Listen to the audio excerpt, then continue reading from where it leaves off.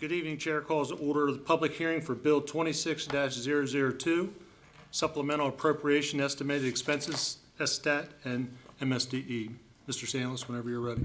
Robbie Sandlis, County Treasurer, on behalf of the County Executive, requesting a supplemental appropriation in the amount of $1.1 million to cover some unanticipated costs from the state of Maryland to the county government that were not received as part of the normal budget process. In fact, both of these were received in the current fiscal year, July and thereafter.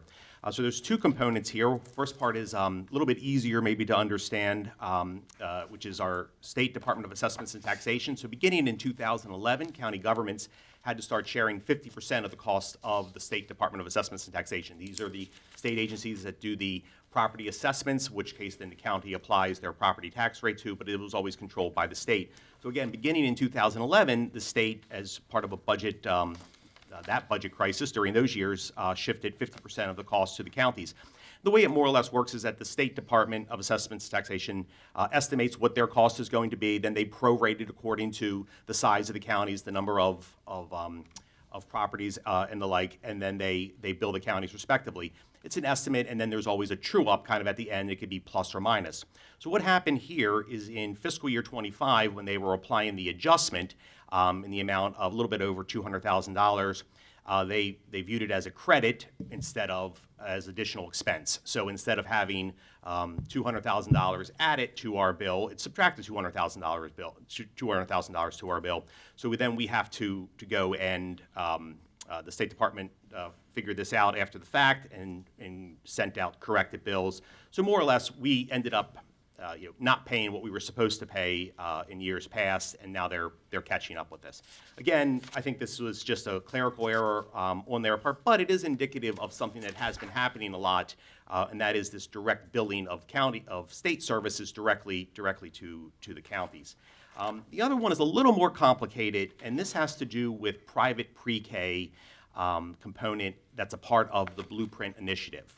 Now, it was our initial belief, as well as most of the other counties, that private pre-K, which we understood a big component of the blueprint is that we need to provide pre-K services, and if the school system doesn't have the necessary slots, that private providers can provide it. And we were more or less under the impression that county governments would be funding the school systems and that the school systems would be having to pay these expenses. Well, apparently that was not how the law was written. This was somewhat of a blindside to MACO and to all of the other counties when it was discovered also in July that no, in fact, beginning in fiscal year 26, again, after the budget was already passed, that county governments were going to need to be direct billed for these expenses. And at the time, it was estimated at about $750,000. We had a lot of back and forth. I know you were at MACO with me when I asked a question to the school system. You have a video of that if anyone wants to see it. You and my wife, two people have that video. It is not exactly going viral. Where we did more or less, where I asked them, I was like, none of us were expecting this. Normally when we have costs for the school system, we fund the school system and then the school system pays. So say with like special education, when there are private providers of special education, the school system provides those non-public placements. Why is this different? And they're like, well, this apparently was how the law was written. There was a lot of back and forth. We know that the Maryland Association of Boards of Education were pushing back because in fiscal year 25, the school system did have to pay for that expense directly. But then again, they said, no, the law is that counties need to start providing for this. Of course, we did not have this budgeted. Kind of fast forward a little bit, we receive a letter on October 10th from Carrie Wright, the state superintendent of schools, more or less outlining that this is now a county requirement and that Harford County's bill for this is going to be just shy of $620,000, and that an invoice would be coming relatively soon. Well, about a couple weeks ago, we finally did receive an invoice, and it was a lower amount. This one for about $500,000. However, there's been a lot of back and forth as to whether or not this truly is the right amount.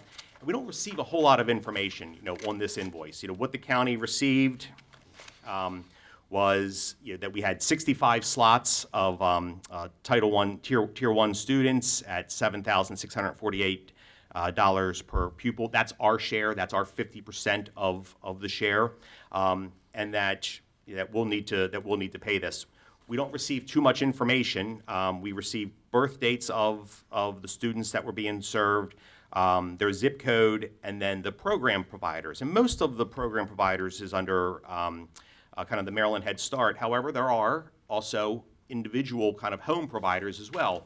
So obviously I had a little bit of concern here. There's been a lot of concerns with fraud and the like, that we want to make sure that these are in fact legitimate providers. We have worked with the school system. They do appear to be legitimate providers. However, still just a lot of uncertainty as to why this is our expense and what exactly is our role in kind of verifying and vetting all of this information.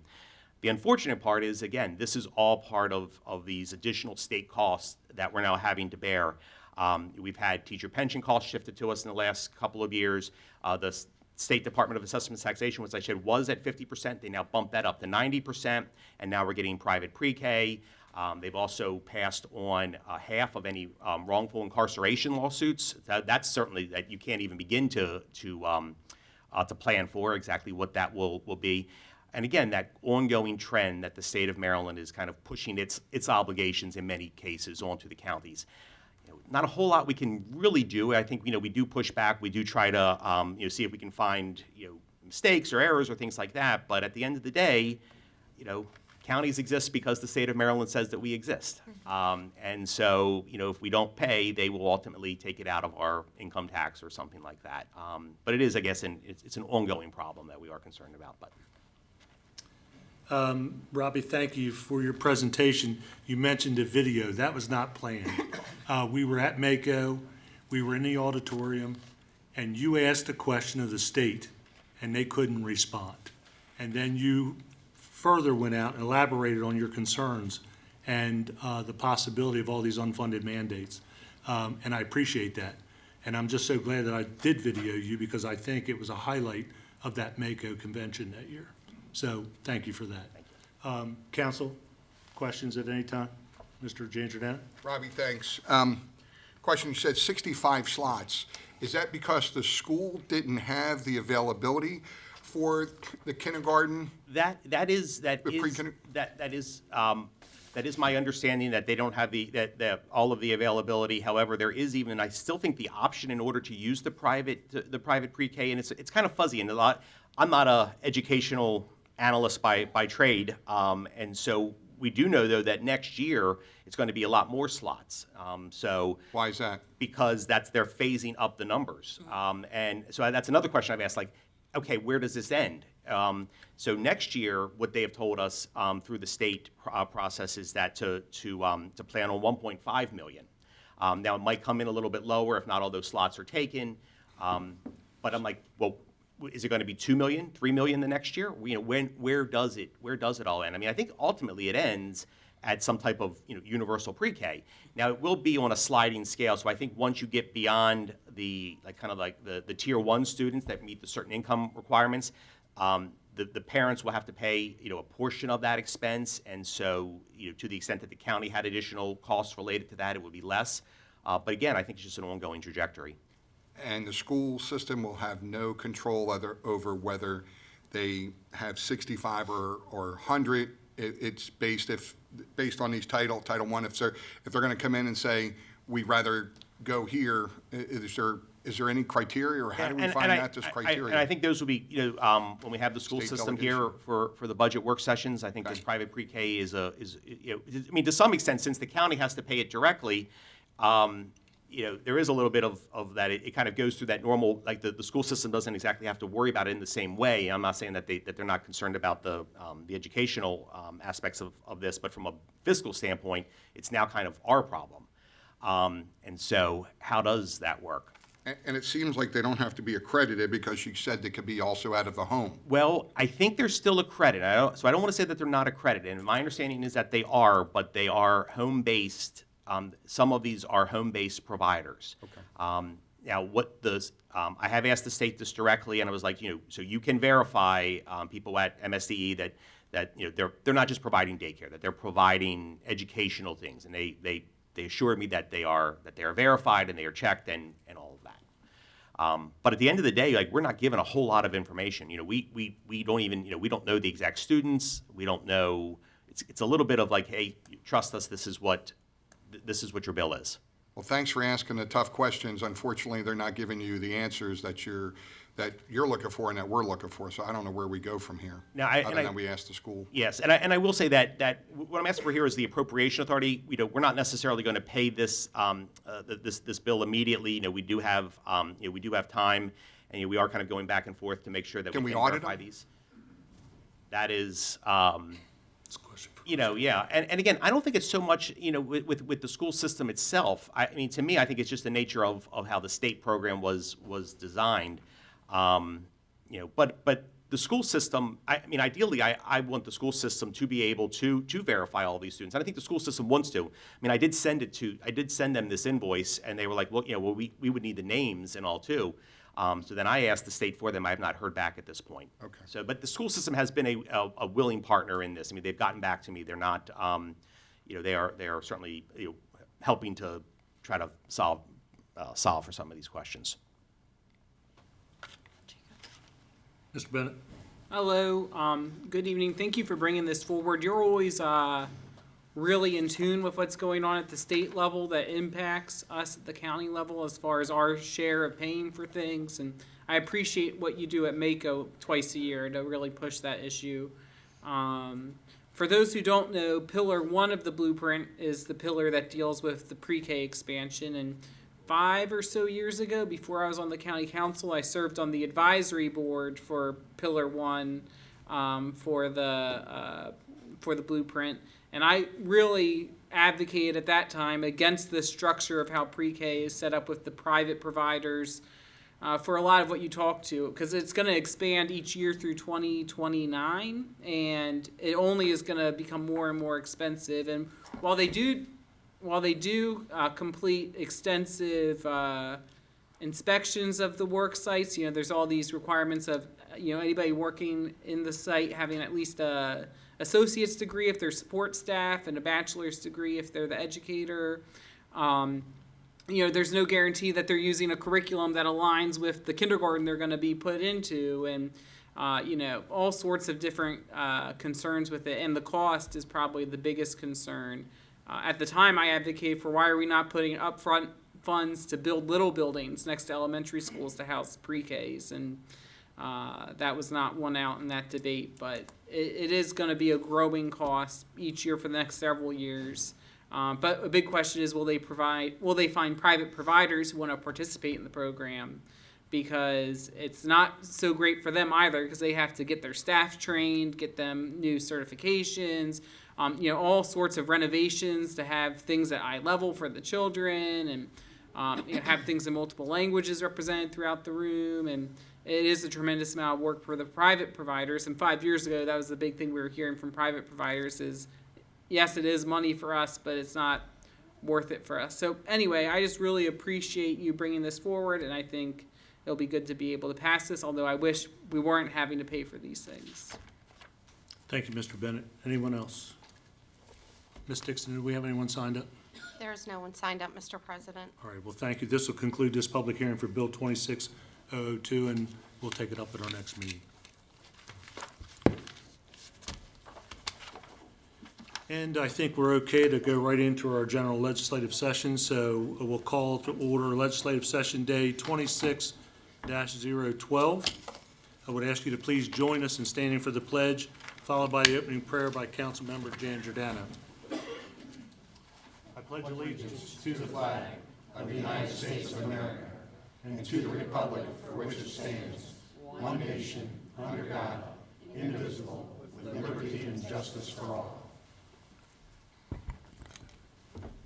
Good evening, Heavenly Father. Thank you for bringing us together today. We are grateful for the opportunity to serve our community and to be part of something bigger than ourselves. As we begin this meeting, we ask for your guidance. Help us to listen well, to speak with honesty, and to treat one another with respect. Give us wisdom in the decisions we make, and keep our focus on what truly benefits the people we represent. Remind us to lead with integrity, patience, and compassion. We also lift up our community, those who are struggling, those who feel unheard, those who depend on the choices made here. Help us to serve them faithfully. Thank you for the responsibility entrusted to us. Give us in all we do this evening. Amen. Amen. Thank you. Agenda number 4, presentation of proclamations. April 2026, Child Abuse Awareness Month. Ms. Robert, would you please step down? Sure.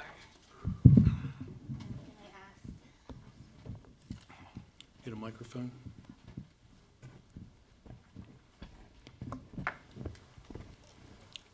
Come this way, Nolanda, just a bit. There you go. Whereas the well-being of children is essential to the strength and future of our community, and all children deserve to grow up in a safe, stable, and nurturing environments. Child abuse and neglect remain serious concerns that affect children of all backgrounds. While lifelong influence on their physical, emotional, and psychological well-being, and whereas observed annually in April, National Child Abuse Prevention Month not only calls to attention to the prevention of abuse and neglect, but also the responsibility of our community to support children and families impacted by these challenges. And whereas organizations such as the Forgotten Initiative play a vital role in this effort by partnering with our local foster care agency to help meet the needs of foster parents, vulnerable adults, children, and agency workers throughout the community. Now, therefore, we, the County Council of Harford County, Maryland, on this 14th day of April, 2026, do hereby salute National Child Abuse Prevention Month, the Forgotten Initiative, and wish to encourage all citizens to support efforts that strengthen families, raise awareness, and help prevent child abuse and neglect in our community. Thank you. You're welcome.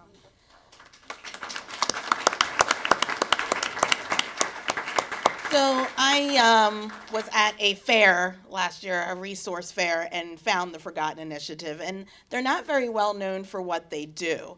And I thought in honor of Child Abuse Prevention Month, people should understand what they do because they work closely with the foster care system, with the foster parents, with our vulnerable adults, and our children. And so they have told me that the program has improved a lot. They have gotten 88, I believe, families. And so I'm going to give them the mic. Lisa, did you want to speak? And We're going to tag team tag it. team it? Okay. And Lisa is the director. I'm Jo Powell. Thank you so much. It's an honor to receive this. So we are a chapter, the Harford County chapter of a national nonprofit organization, the Forgotten Initiative. And if I had to sum up what we do, it would be connecting the local community and local churches to the foster care community. And Lisa is going to go into a little bit more detail about how we do that. Sure. So I will, my name's Lisa Davis. I will just acknowledge up front that I stumbled onto the Forgotten Initiative and their work roughly a year ago. And about 6 months ago, I started to just dive in head first. So what I saw was just really a beautiful example of a small group of volunteers that were, giving of their hearts and their time and their resources to come out and mentor and have classes and training and connection with vulnerable youth here in Harford County. So I'm still learning a lot about the foster community. I will say, like Joanna and Mary Grant were the two ladies that started this chapter. So I came along and got to inherit, the fruits of their work and just kind of build upon that. Back in 2021, Mary Grant, who had some experience with the foster community and foster families, stepped out and reached out to TFI, our national organization, to understand how she could build a mission here in Harford County. And she did that, through connection to churches, through partnering with some really wonderful folks that decided to just, go all in for this. We've had the support of churches, volunteer organizations. These ladies went to DSS and said, what can we do to work closely with you and help support your mission? When that meeting happened, I believe they said, we really struggle with transition age youth, so foster kids that are 14 to 21 years old, and how we get them critical life skills training. So this group was able to partner with DSS, reach out, leverage resources in the community, trainers, churches, small groups, and government agencies to develop and offer once a month, at the first Monday of every month, there is a training session.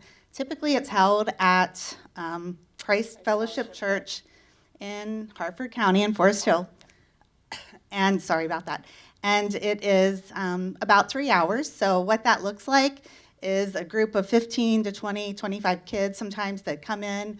They get a warm welcome. They get lots of hugs. They see familiar faces and mentors month after month. And they sit down. They have food, fellowship. They connect and have conversation with each other.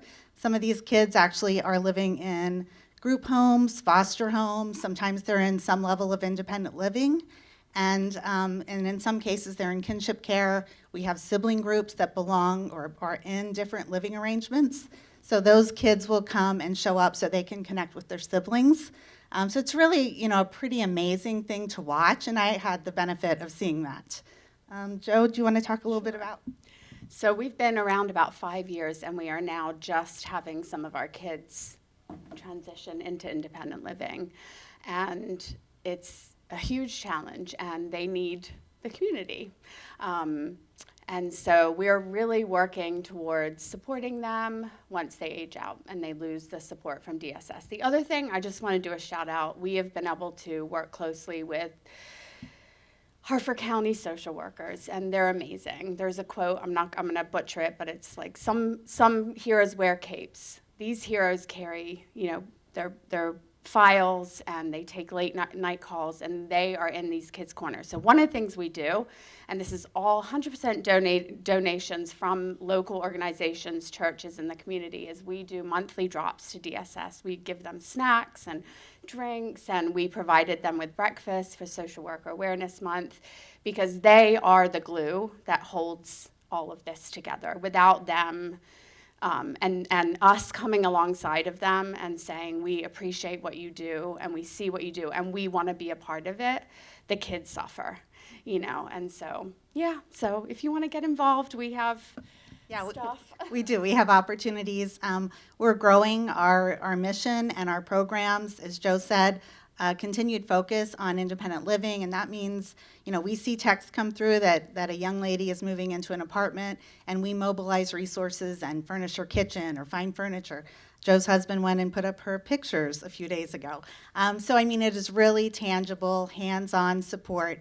I can tell you these kids reach out to their mentors when they're in crisis, when they need friendship, when we celebrate birthdays with them, and that training that we're able to offer in partnership with DSS is, financial freedom, is budgeting and nutrition and health and cooking and Getting a things. job. Yeah, employment and housing and all of the things that they need to know. And then we just mix in a lot of love and a lot of fun. So it is really a beautiful, messy, fun, crazy, sometimes heartbreaking mission that we're on. But we love it, and the kids are so worth it. So if anyone's interested in learning more, we'd be happy to share. Thank you. Thank you so much.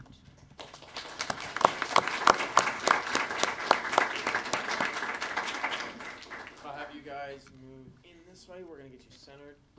And then if I can have Council President or all the council members move in this way just a little bit. Shift down. Everybody move down just a little more. All right, front row is great. Back row, one more step this way. You're almost there. Awesome. We're going to do a couple with the flash. 3, 2, 1. 3, 2, 1.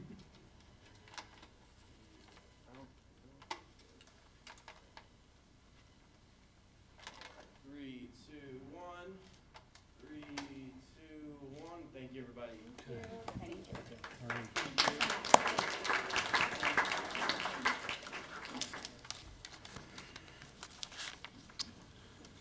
Agenda item number 5, consideration of petitions, applications, appointments, and nominations. We have none. 6, special presentations. Maryland Economic Development Corporation. Ms. Schultz.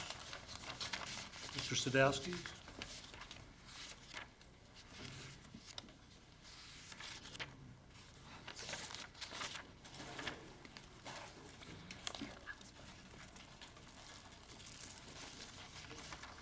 So good evening. Want to thank you for coming tonight. As you know, recently you gave a presentation at the Abington Library, and I think the county executive had members of his administration there, and planning advisory boards were there, and a couple council members were there, but all of us were not. So my colleagues thought it'd be great to have you guys come and give us a presentation, and that's what this is about. So I want to thank you for being here tonight. Very good. Well, thank you for the opportunity and the invitation. Yeah, it was a great discussion. We had a number of business community stakeholders, leadership from Aberdeen Proving Ground, defense contractors, the power company. And these breakfast discussions are all about where the economy's heading. And certainly, first and foremost, it's good to see many of you again, and I'm a proud resident myself. You're all doing a great job. Thank you for what you do. But I want to say that we're asked to present and inform on this issue across the state. There are a lot of communities that are faced with, these decisions and the various issues related to them. And so our role in all this is to try to help inform and support communities make the best decisions, ones that, meet their needs.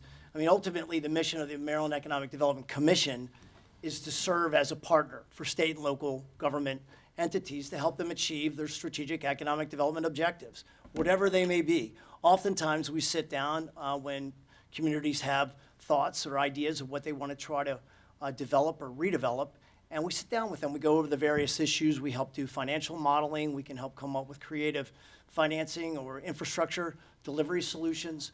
But at the end of the day, we're a partner. We're somebody that offers added value to determine what's best for that community and how to best go about doing it. There's no doubt. I mean, in this instance, it's a really hot topic. We live in an ever-increasing digital world. Hospitals, schools, universities, research laboratories, certainly Aberdeen Proving Ground, they all have growing needs for what's called digital infrastructure.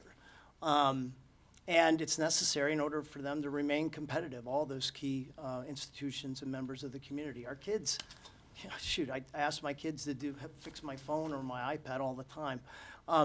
But their digital skills are just growing exponentially each and every day. But that doesn't mean that a data center project is right for every community, right? There are a lot of things that have to be evaluated. So whether they be environmental impacts, power generation options, financial implications, these things generate a lot of revenues, but what to do with them. All of these things, though, must be very carefully considered. So it is in that capacity that we had that discussion previously at the library, and we're happy to have tonight again, and come back whenever necessary, but it's to help inform what is best for the community, ultimately. These are decisions that that require a lot of heavy consideration. So thank you again for the opportunity, and with that, I defer to Kelly to go over some interesting information that she's provided. Thank you, Tom. And for the record, I'm Kelly Schultz, and I reside in Frederick County, Maryland. And I am the CEO of the Maryland Tech Council. And the Maryland Tech Council has formed an organization under our umbrella called the Data Center Alliance. And I think that's why we're here this evening. It's great to see all of you again. And very appreciative of welcoming us into your home here in Harford County. We have traveled as the Data Center Alliance to many counties across the state with the pure intention of educating elected officials and members of the community on what this kind of brand new industry in Maryland is, and more importantly, what it is not, and to provide the opportunity for a very open dialogue to understand where we have come in the generation of data centers over the course of the past 25 years and what they are today. So with your permission, Mr. President, I will continue with my presentation. Please. Thank you. So why are data centers in demand? I think we all understand the data center demand issue. And it is basically these. as well as research and development and life sciences, R&D, cybersecurity, scientific, digital commerce. But there is a myth that data centers are in demand only because of AI. And if you look at this chart, I have sent a copy of the chart to the council in case you need to put your glasses on to read it further, because I need my glasses for it. You'll be able to see kind of the differences in the growth of AI generation with data and other generation. So the chart on the slide shows that non-AI data center demand is expected to nearly double by 2030. In Maryland, a big driver of data center interest is federal customers, cyber, defense, scientific R&D, NIH, and more. Tom had mentioned Aberdeen Proving Grounds, which I think is very close to the heart of those here in Harford County. Additionally, in the next 5 years, consumers and businesses will generate twice as much data as all of the data created over the past 10 years. We need data centers to support that. That's just the fact. The economic impact of a typical data center. I want to talk first about what the average data center is. We're looking at roughly an 800,000 square foot data center. Just off the bat, I will tell you that I'm not here to support or talk about any specific project. I'm here to talk about data that we've collected on the statewide level and the national level to be able to help you understand what could possibly come into the community. So a typical 800,000 square foot data center supports 5,000 direct and indirect jobs and $775 million in economic activity, which is the equivalent of 10,300 Maryland incomes. Once operational, the data center supports, in this scenario, nearly 500 permanent jobs. And that is both direct and indirect permanent jobs. Those are jobs that are created through organizations like IBEW and plumbers and steam fitters, carpenters, but also those jobs that may be contracted outside of the end user and also within the community. Annual state revenues in the same scenario, again, with the 800,000 square foot generation of data center usage, would generate about $14 million in state tax revenue, which is the equivalent of 171 police officer salaries, 194 firefighter salaries, or perhaps relevant to the conversation at the beginning of your hearings today, 165 teacher salaries.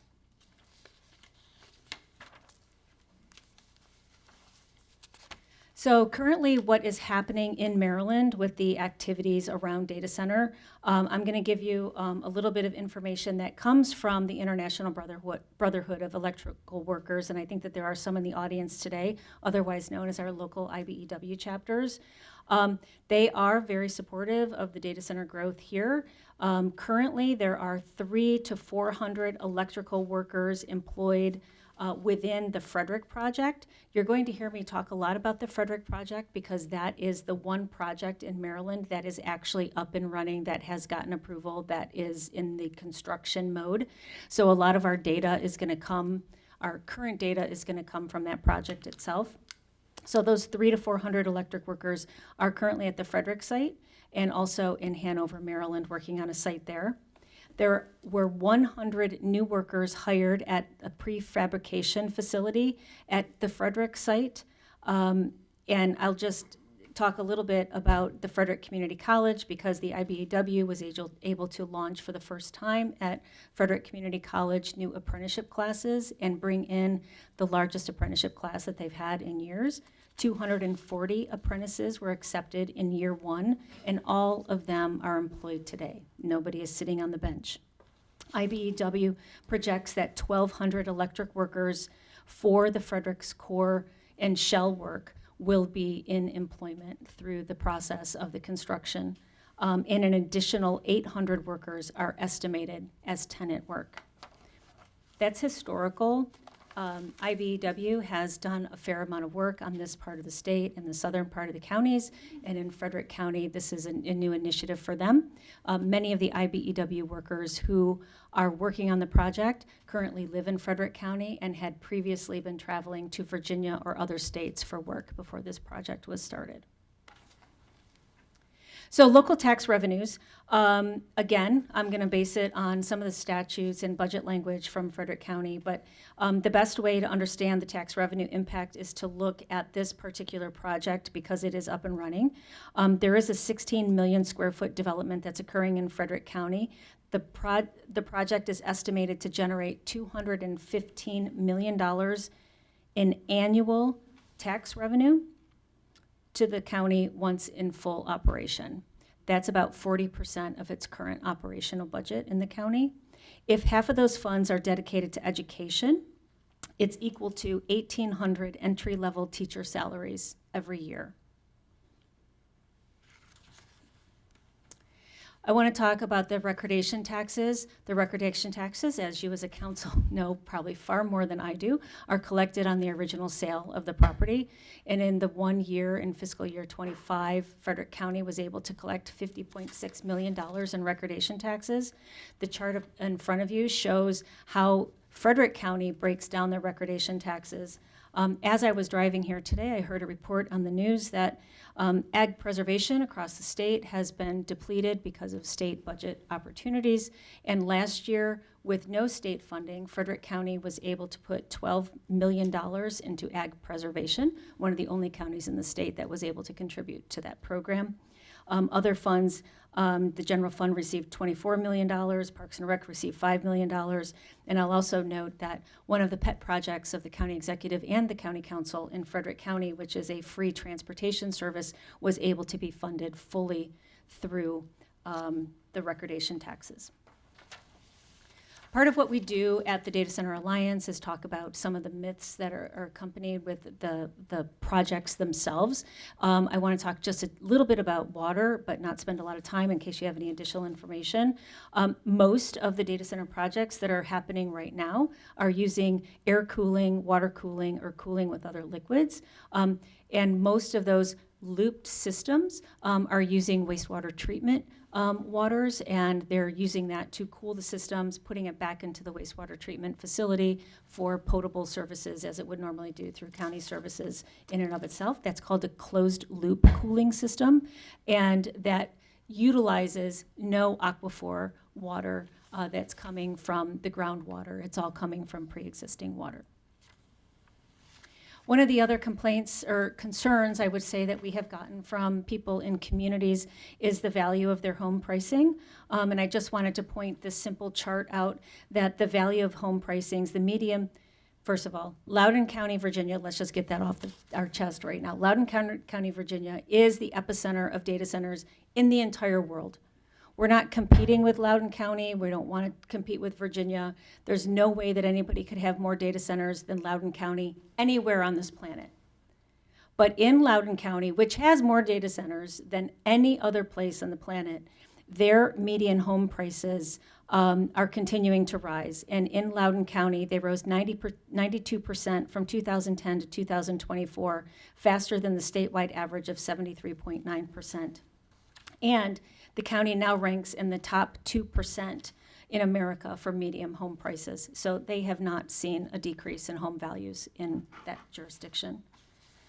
Respecting rural heritage and our landscapes, Harford County is very similar to Frederick in the aspect of really wanting to be able to protect our heritage, our agricultural culture, and I think that that can be done in ways that you, as the county council, have the ability to do under your charter, which is to create regulations in order to be able to satisfy those needs of your jurisdiction. And one of those ways that Frederick County was able to do that is they passed a zoning text amendment saying that no more than 1% of total Frederick County land could be used for data centers. No more than 1%. And that figure that I showed you, which was $215 million per year on that no more than 1%, that was per year annual revenues on that. And so that law did pass, so that was less than 1%.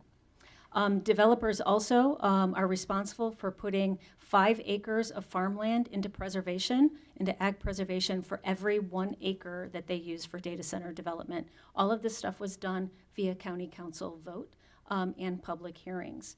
That means that 10,500 acres of Frederick County farmland will be placed in permanent preservation. Data centers can accelerate land preservation, not take up land for their own use. It also restricts data centers to 500 feet, no less than 500 feet setback from residential neighborhoods. And I'm happy to, and I know most of you work with MACO and the other organizations to talk about what they can do as far as regulations for the data center industry and for that industry and industrial zones specifically. One other question that we get very frequently is the sound levels when it comes to rural heritage. Data centers have to comply with local noise ordinances, so this council is responsible for working with the agencies and the local authorities here about what those local noise ordinances are. And there have been county councils currently and in the works putting together those maximum allowable decibels during daytime and nighttime use. That is the authority that has been given to you. Many data center developers strive to operate below the local noise ordinance, obviously because they want to be able to be responsive to the communities in which are surrounding them.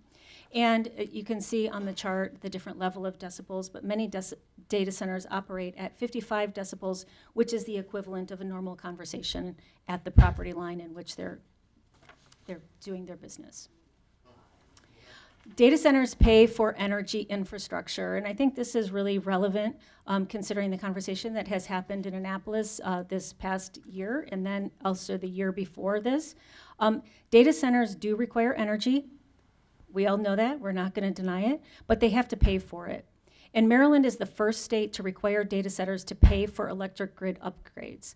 Last year, the Next Generation Energy Act, it states that very clearly, it is the intent of the General Assembly that residential retail electric customers in the state should not bear the financial risks associated with large load customers interconnecting to the electric system serving the state.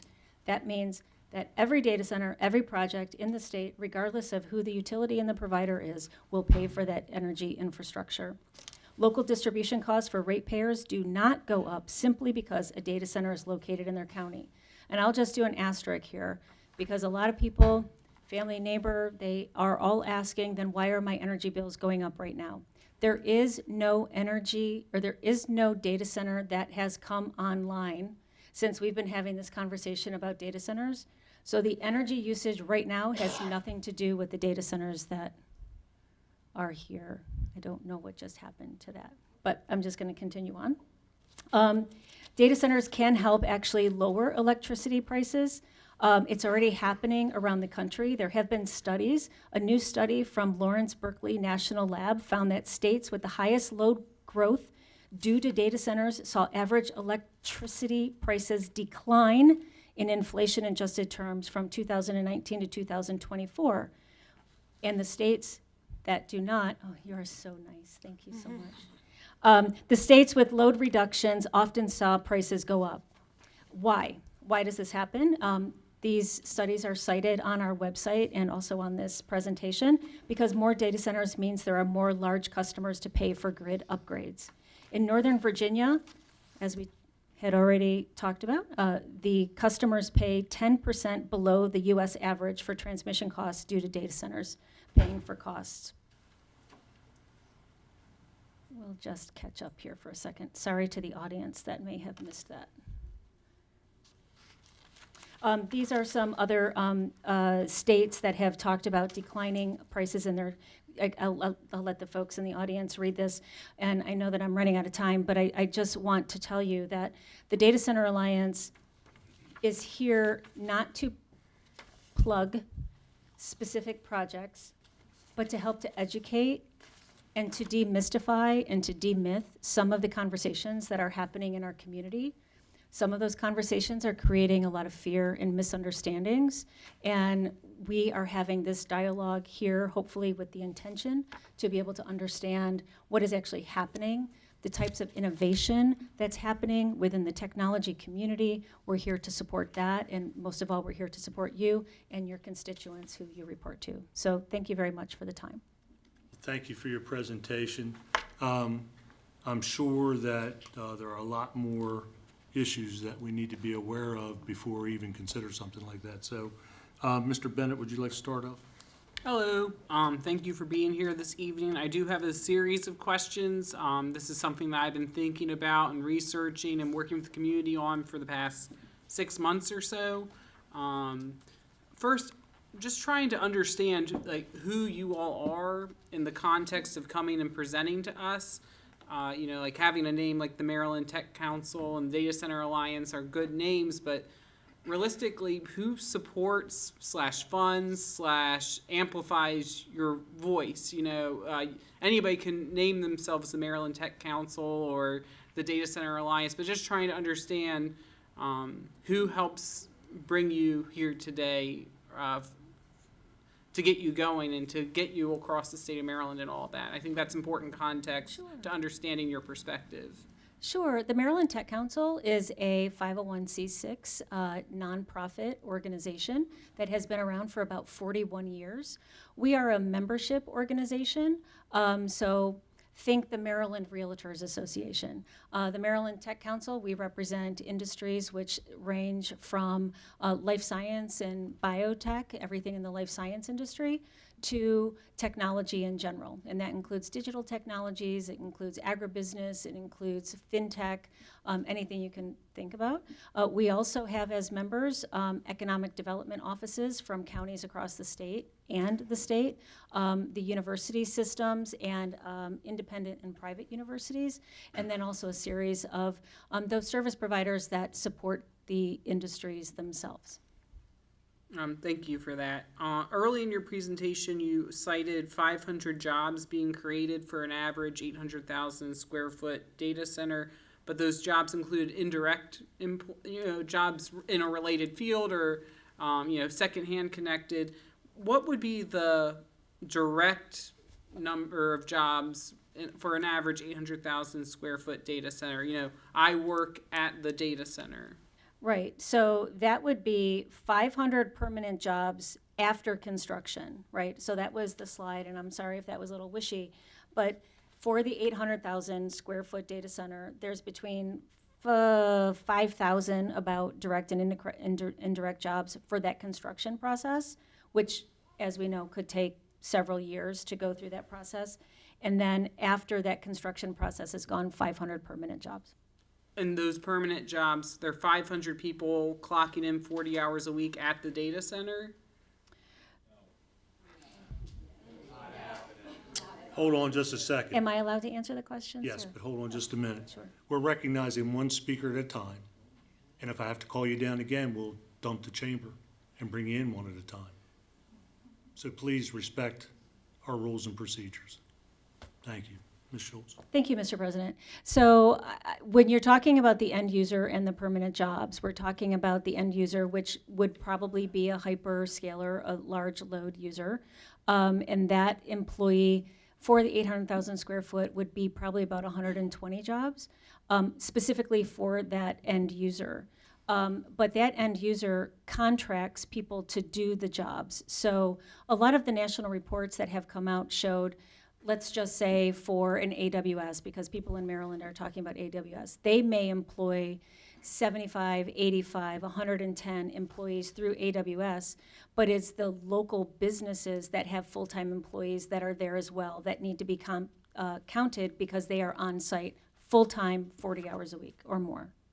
I appreciate that because I Sure. was confused when the research I've been doing. Most of what I've seen is that the average is 50 to 100 workers on site who work for the data center. So that 500 number was just like, whoa, that's, so I appreciate the clarification on that. Of course, and Mr. Councilman, if I may, as technology increases, and we talked a little bit about the closed loop system for the water cooling, that also needs the consistent maintenance of people that are going to be on site right? And then there is going to be the roofing that needs to be additionally maintained in the property that needs to be maintained. So there are several types of trades and professions that are involved in the constant maintenance of a modern data center. My next question also has to do with jobs. You talked about the apprentice program going on in Frederick County right now, how a lot of those electrical workers were working in Northern Virginia, but now they're working in their home county of Frederick. I guess my question or concern is if a county outside of Frederick County, but in driving distance of Frederick County, was to get going on data center construction, that it would just bring workers from Frederick County driving over to whatever neighboring county and not have the same effect that Frederick County experienced, because the workers are now already here. They've already been developed. They've already been trained. And now, construction wraps up on data center X in Frederick County. They now drive to the construction of data center Y in Baltimore County, and there's not Baltimore County jobs being created in that. Do you understand that question? And thus, the environment of the trades and construction, no matter the end product, right? And so I will just say, as a former labor secretary in the state of Maryland, I give the utmost respect to the trades and what they do with the understanding of what their job performances are and where their jobs take them. I think it's really important to say that there are and have been new jobs that are created here in Maryland because of these additional projects. There are not new construction jobs that are happening in the state of Maryland right now at mass, which is why our workers are traveling across state lines in order to be able to get the work that they need. Our locals here in all of the trades are finding those jobs for them to go to on a daily basis.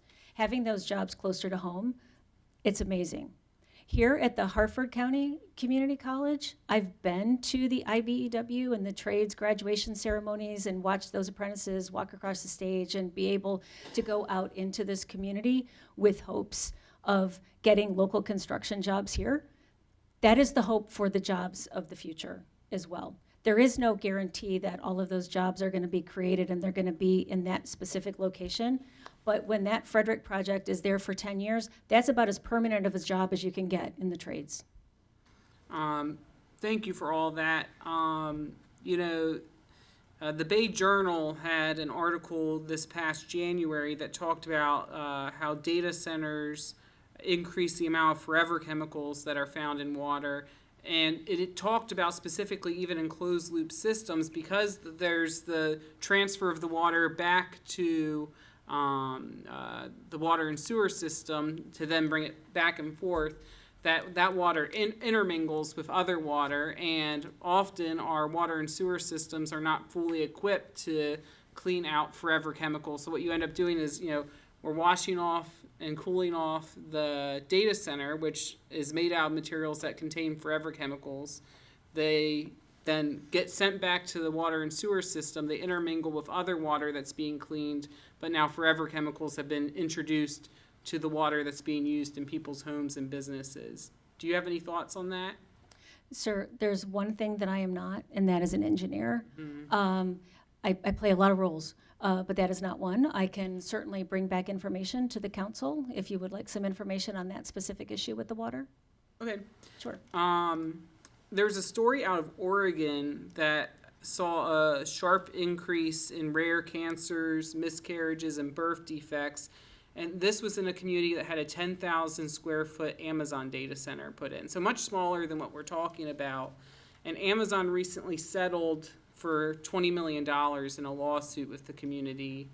What do you make of that, if you're familiar with that situation, of what would cause that to take place? I am also not a scientist, sir, so I cannot comment on a case that's happening in Oregon.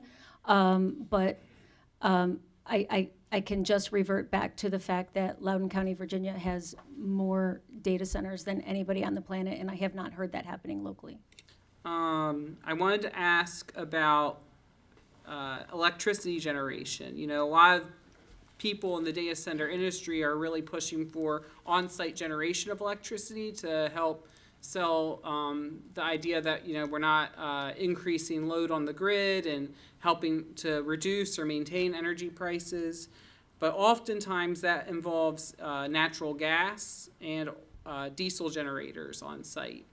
And what are your thoughts on how you mitigate the impacts on health and the environment of putting a natural gas generation on site for a data center that's 500 feet away from a community? Well, so natural gas could not be generated in the state of Maryland due to state statutes. So that's kind of a non-starter.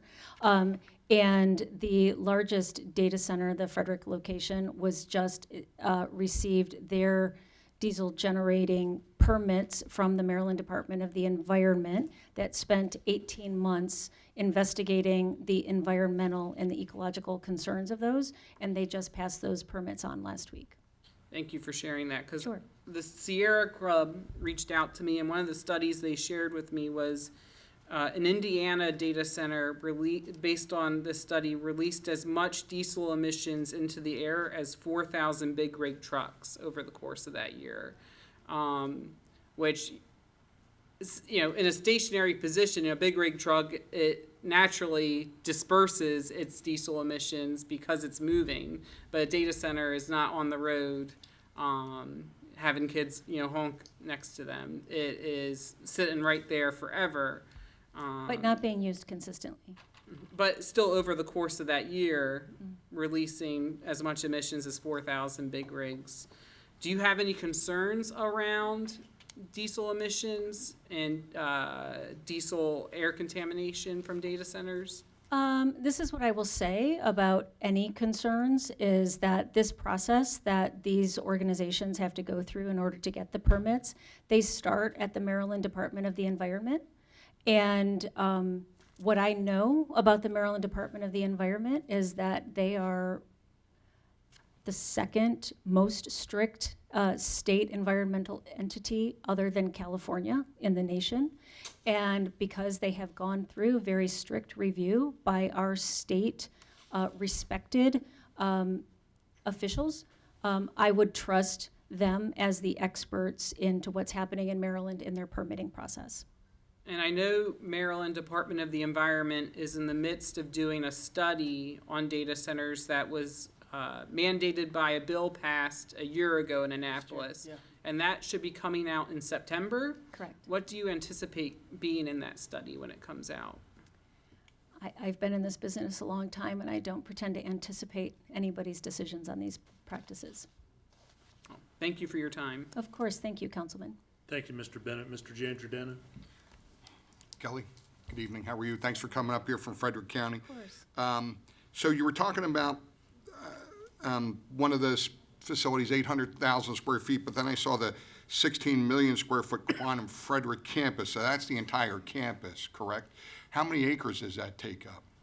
So what Frederick County did was they passed an ordinance, an overlay, basically, for their existing industrial zone. And so their overlay consists of, I'm going to say, about 2,400 acres in that campus. And so that is the equivalent of that less than 1% that Frederick County can continue to. Was that farmland? It was actually a brownfield.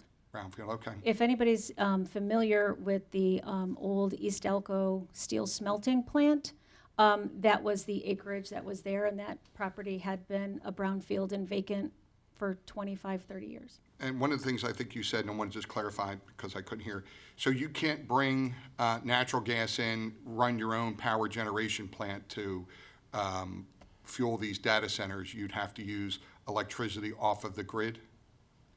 That's what they're using right now. I will say that this bill that was passed last night, just before midnight, the Utility those. Relief Act, I believe it is, Tom, help me out here. They created some opportunities for bring your own power, bring your own generation type of opportunities for not only data centers, but other large load users. And I saw Frederick County did 500 feet. That's not a far distance away from, But it is the largest distance in regulatory existence right now.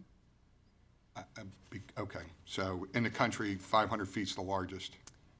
In the state of Maryland, it is. State of Maryland, I think okay. Prince George's County has a 400-foot setback from property lines. Right. One of the things I do here, and I actually talked to a lawyer who's actually put together 3 of these power plants down in Virginia. Her biggest issue to me was the humming noise that continues from these facilities, and I think that's a big concern for a lot of people, but also close to proximity of neighborhoods and the noise, obviously the noise level. But like Jacob was saying, there is some issues with the diesel exhaust, but that's for when they need to use the diesel. And I think there's some other questions I had here about the cost of electricity has gone up because we've decommissioned, 12 power plants in the state of Maryland, and we're looking at Brandon Shores that's going on something else, and we're getting all of our power from Pennsylvania. And the question is then, how many more of these power lines they're going to have to bring down here to generate one of these plants, and whether it's a hyper plant. And my other concern is I don't know the power wattage of what a hyper plant is, and let's say it starts out as a smaller plant, and that's what they get approved for. And then they say, hey, look, we want to increase this because we need to build it. We've got the infrastructure. That's another concern too, is they start out with a certain, let's say 300 megawatts, and then they want to come back and say, hey, we want to go to 500 megawatts and we want to go to 800 megawatts. There's a power plant up in Cecil County, and all of their power goes to Virginia. And obviously, it's probably going to the power plants down there. And I know AOL's infrastructure is the Loudoun County one that they built that out to be something of a monster of doing that. Well, and I think in the studies that I presented, and Tom, I know you have studies from Medco as well, but the energy that we are using in the state of Maryland is 40% of that is coming from out of state. But we do belong to a 13-state energy consortium, right? So PJM. Yeah. So whatever we're generating here now goes into the big picture of the grid, right? The energy users, and then within those 13 states, they're allowed to use that energy. So whether we're producing that energy or not, that is going into the pool of energy that's to be used by the 13 states. So if there is more large load users that are needing to go online out of state, then those states would get that energy allocated to them. Yeah, the other interesting fact is if they were to build a data center across the line in Delaware or PA, that would still impact the rates in that PJM, Right. Territory. So, but I mean, I can't be stressed enough. I mean, the action in Annapolis this session to make sure that if there was a data center project pursued, it's going to have to provide its own, power. It can't generate a net negative impact on ratepayers or take down the load that's available to Maryland residents. I mean, that's part of the legislation. So that's part of the overall infrastructure challenges. And I mean, to go with a lot of the other environmental concerns, I mean, nobody wants that in their community, in their state, or even a nearby state. So, I mean, that's why the regulatory environment, governing where these things go and how they're built, it has never been more aggressive. And, if it's deemed that it's right for a community, then they have an opportunity to set new records in terms of setbacks, right? I mean, that's just kind of the environment that we're in right now. Is there a reason that they don't want to go to these vast open areas, maybe, out in Western Maryland or something like that? Why are they looking to come into, certain areas, let's say like Frederick, Harford County, or do they need to be closer to electrical grid, or what's the reasoning behind where they want to put these? Can I talk about, Yeah, like, please. the Frederick facility was very much a facility that they looked at. Now, them independently, they looked at, because it was a brownfield, because it was an old steel smelting plant, it had the substation right there, right? The energy substation was there. The property had been vacant for a really long time, and it was a brownfield, and there's nothing more that you can do with that type of an industrialized piece of property. And due to the proximity to Loudoun County, because they were able to then spend billions of dollars to tunnel underneath the Potomac to bring the fiber into Adamstown. And so that proximity helped them there. I would say some of the other locations that I have heard people are looking at are similar. Perhaps, Councilman, you had mentioned some previous energy generation sites where they could be apt for this type of a redevelopment, for this type of a scenario as well. Yeah, I know the cost down here in Virginia on some of the cost per land was like $6.3 million per acre. That's down in Loudoun. I think that was, there was one in Loudoun County, I think that's down there, and then 3.7 million per acre. So that certainly drives up the cost of the land. It does, and I think there are other sites being looked at too, like in Calvert County, and, you know, proximity to the user is a big driver. This was just some deals that went through. Yeah, sure. I've got a bunch of other questions, but I appreciate you coming up and answering some stuff. I'll let some of my other council colleagues. Sir, if you have a list answer of questions, we're happy to get them back to you if you Okay. want to send them to us. Thank Sure, you so thank much. you. Appreciate your time. Thank you. Ms. Imhoff? Good evening. So with natural gas not being an option to generate power, what is the plan for generating power for these data centers without pooling on the existing grid? Well, much of it can come from some of the locations that I was talking about for them to utilize the substations that are there. But if they were talking about specifically bring your own generation, there are nuclear small modular reactors that are being built. Actually, one of the largest builders, manufacturers of that is here in Maryland, but up until now, they haven't been able to sell here in Maryland, and they're doing a bunch of research on that process. But there's other energy options as well. But we're shutting down most of the nuclear plants, right? There's talk of putting data centers on those old sites. I mean, but again, it's part of the overall. I mean, there's no overnight solution to all this. It's part of the overall discussion that has to be had. And we appreciate you guys coming, because obviously there's so many questions, and moving full steam ahead on something where even the experts don't know all the answers is definitely concerning. No, it needs a lot of time and deliberation, no doubt. How is Frederick County data center pulling power? Are they pulling from the existing, you said there was a substation on site, but does that satisfy the need for the entire data center? Yes, ma'am. Okay. So what typically happens, and I'm sure you know within your permitting offices, right, you have to go to the utility provider to get the load recommendation that the utility is able to provide to any development project, regardless of the type of project that it is. And so they have been allocated through that request with the local utility. Okay. And how many data centers is Maryland trying to build in the next 5 to 10 years? You know, I wish I had a number for you. Looks like Tom might have numbers for you.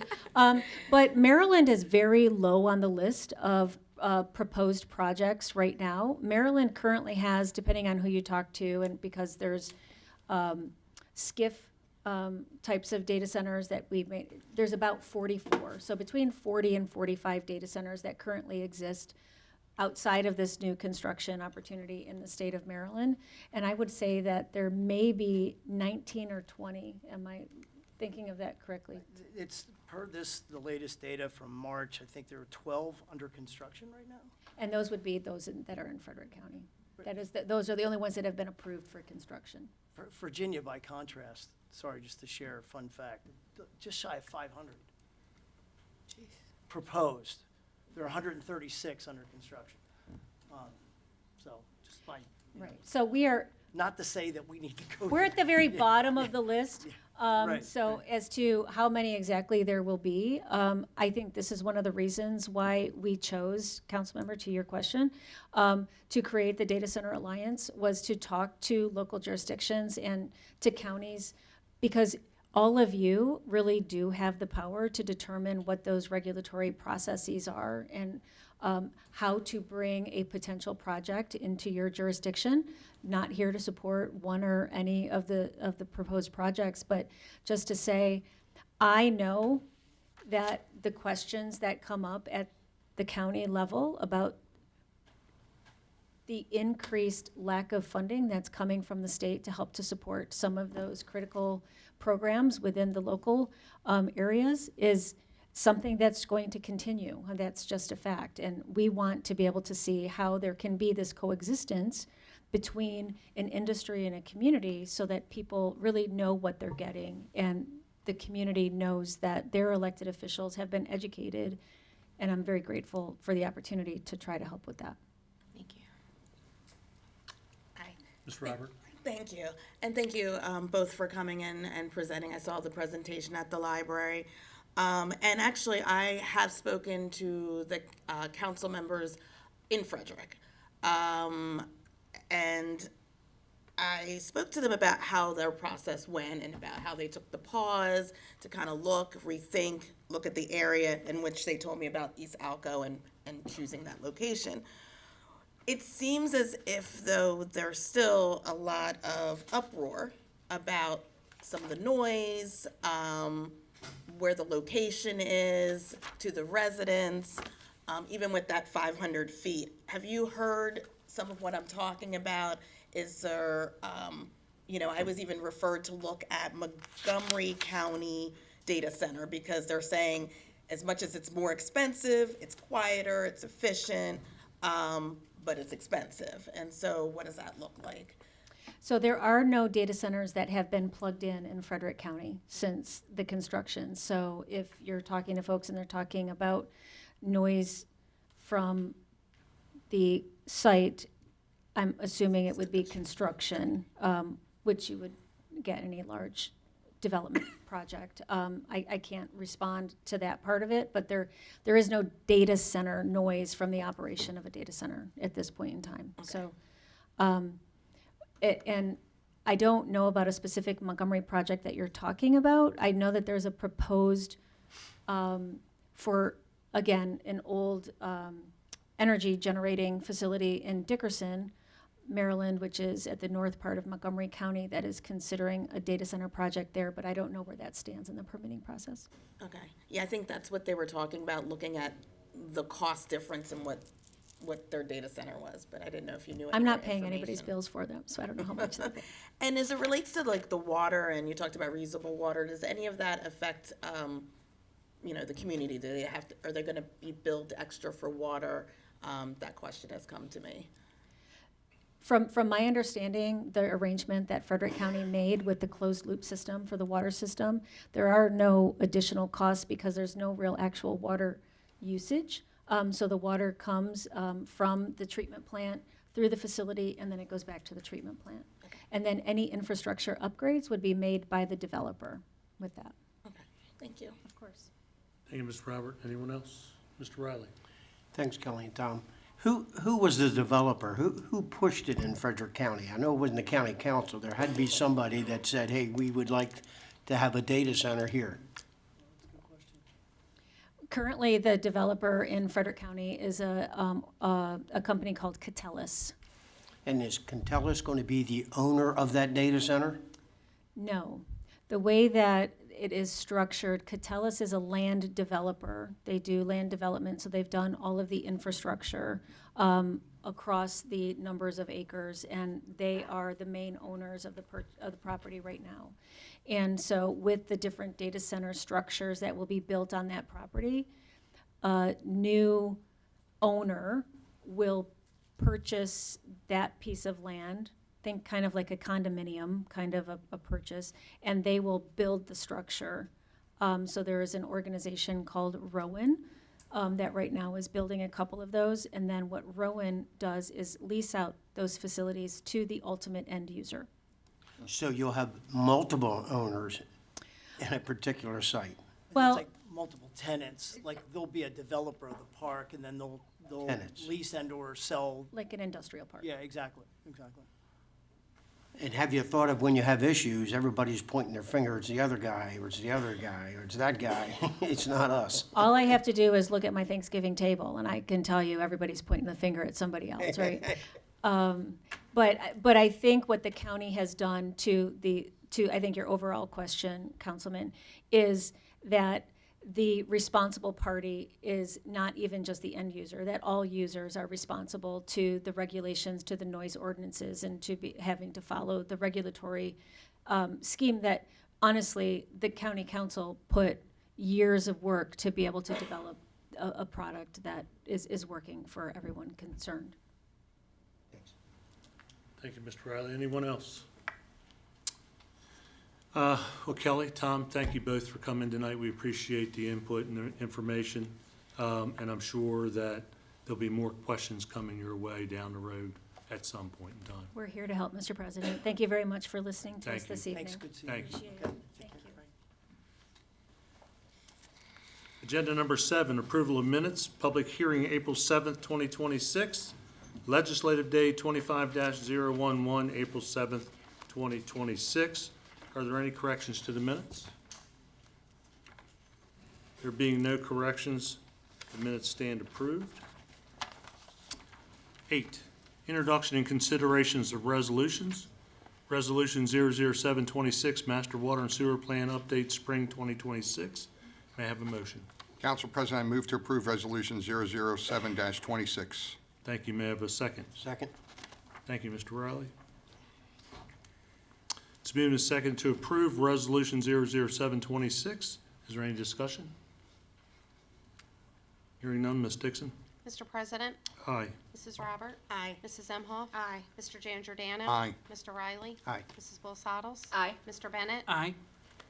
There being 7 votes in the affirmative, 0 in the negative, Resolution 00726 is hereby approved. Mr. Jan Giordano?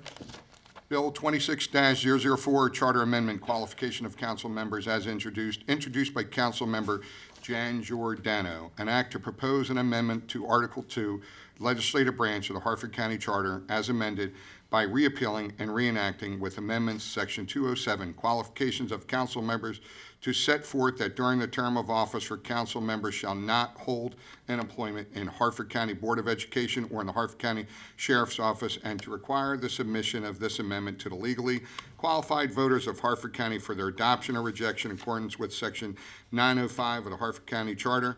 Public hearing scheduled on Tuesday, May 12, 2026 at 6:45 p.m. in East Council Chambers. Council President, I make a motion to reject Bill 26-004 on its introduction.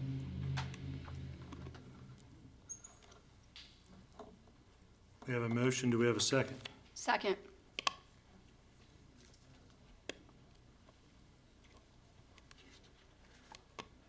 Moved and seconded to reject 26004 on introduction, which does not allow for any discussion according to Robert's rules. So, Ms. Dixon, call the vote. Mr. President, Aye. Mrs. Robert. Aye. Mrs. Emhoff. Aye. Mr. Jan Giordano. No. Mr. Riley. No. Mrs. Bolsados. Aye. Mr. Bennett. Aye. There being 5 votes in the affirmative, 2 in the negative, Bill 26004 is rejected. 10, introduction and consideration of amendments, none. 11, call for final reading of bills, none. 12, enrollment of bills, none. 13, unfinished business, none. 14, new business. Council contract, alternate zoning hearing examiner. May I have a motion? Council President, I move to approve the appointment of David Best. Thank you. May I have a second? Second? Thank you, Mr. Riley. It's moved and seconded to approve Mr. Best as the alternate zoning hearing examiner. Is there any discussion?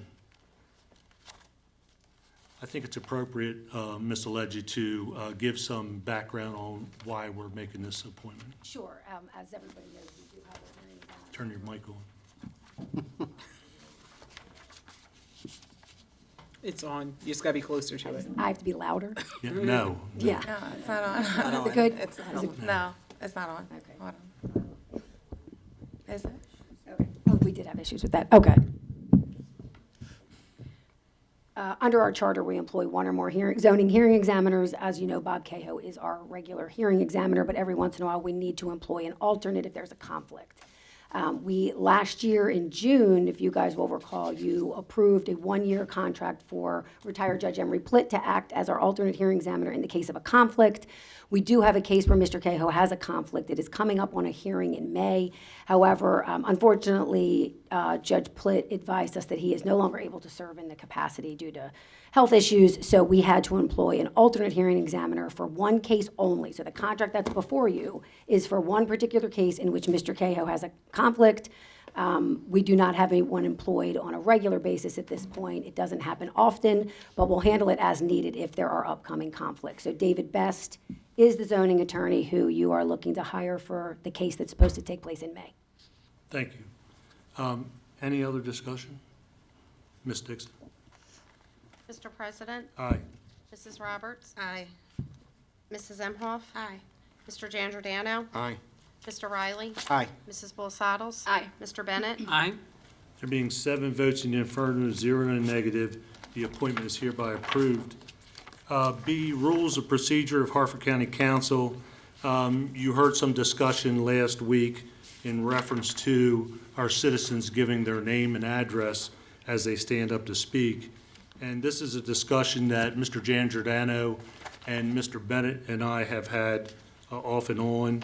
And I know Ms. Emhoff is part of the discussion, Mr. Riley and Mrs. Sottles, as well as Ms. Robert. Everyone has weighed in on this, so we are going to make a change next week at a vote to change the process to where we will ask for your name and zip code, not the address. And I think it will make some other people feel more comfortable. And then also, tonight, you will still be required to give a name and address if you speak. That will take place, the change won't take place till next week after voted upon. So we'll move on to council letter of request. Sir, may I have you sit down, please? Thank you. Council letter request to Maryland Public Service Commission, case number 9748, request for full commission review. Ms. Imhoff, would you like to make a motion on that? Sure. Council President, I would like to make a motion to approve the letter to the Public Service Commission. Thank you. May I have a second? Second. Thank you, Mr. Giangiordano. And it's been moved and seconded, but Ms. Imhoff, can you give some background to that? Sure. So shortly after coming to the council, I began working with several local constituents who are greatly concerned about the increased power lines for the Brandon Shores mitigation project expansion. These lines run directly through District B in addition to some other areas in Harford County and Baltimore County. There's been a lot of back and forth in regards to if BGE and its mother companies have the right to actually continue to expand their infrastructure at this time. The last time they negotiated with any property owners was back in the 1920s. They renewed their easements in the 70s without actually negotiating with property owners. And so there's been a lot of pushback from the property owners to determine if BGE and its mother company actually have the right to actually expand on their current infrastructure. So the council is going to be providing actually our second letter to the Public Service Commission in the last year, stating that we stand by the property owners and we are here to protect the property owners' rights. There's been a lot of concerns raised, and we want to warrant careful and thoughtful consideration to ensure that our community is advocated for. Thank you. At this time, can we call for a vote, please? Mr. President, Aye. Mrs. Robert, Aye. Mrs. Emhoff, Aye. Mr. Giangiordano, Aye. Mr. Riley, Aye. Mrs. Bulsaddles. Aye. Mr. Bennett, Aye. Being 7 votes in the affirmative, 0 in the negative, the letter of request is hereby approved. 15, comments and input from attending citizens. Do we have anyone signed up? We do, Mr. President. We have 13 this evening. I would just remind everyone that you are required to give your name and address and 3 minutes. Call your first speaker. Hunter Baker, followed by Jeff Beck and Ron Stuczynski.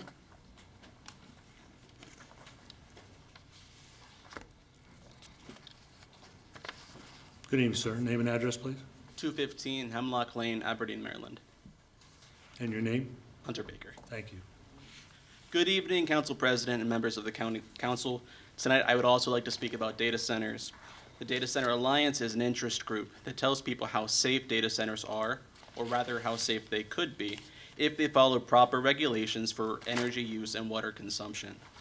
Data centers, though, are notorious for their use of local resources and how that impacts water and power bills for residents, driving up costs when they're already high. Data centers are also usually placed in locations that disproportionately impact people of color. I'm concerned about the residents who live along Route 40, where the county likes to build things like this. 15% of Maryland households already have unaffordable energy burdens. That's over 6% of their income. And data centers may exacerbate this issue if data centers are paying different rates as demand for power increases. Methods of self-generating power, like at the XAI data center in Memphis, use methane gas turbines, which emit harmful pollutants like nitrogen oxides and formaldehyde. These are linked to asthma, cardiovascular disease, and cancer. Data centers are also, they overpromise and underdeliver when it comes to jobs.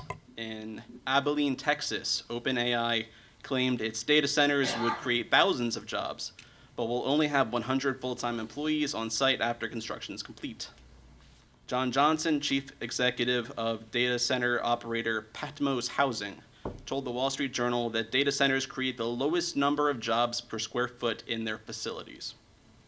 Local governments and municipalities often use tax breaks and other incentives to invite data centers into their counties and areas and receive scant employment opportunities and little economic benefit once tax breaks are calculated in. I don't recommend that we do that.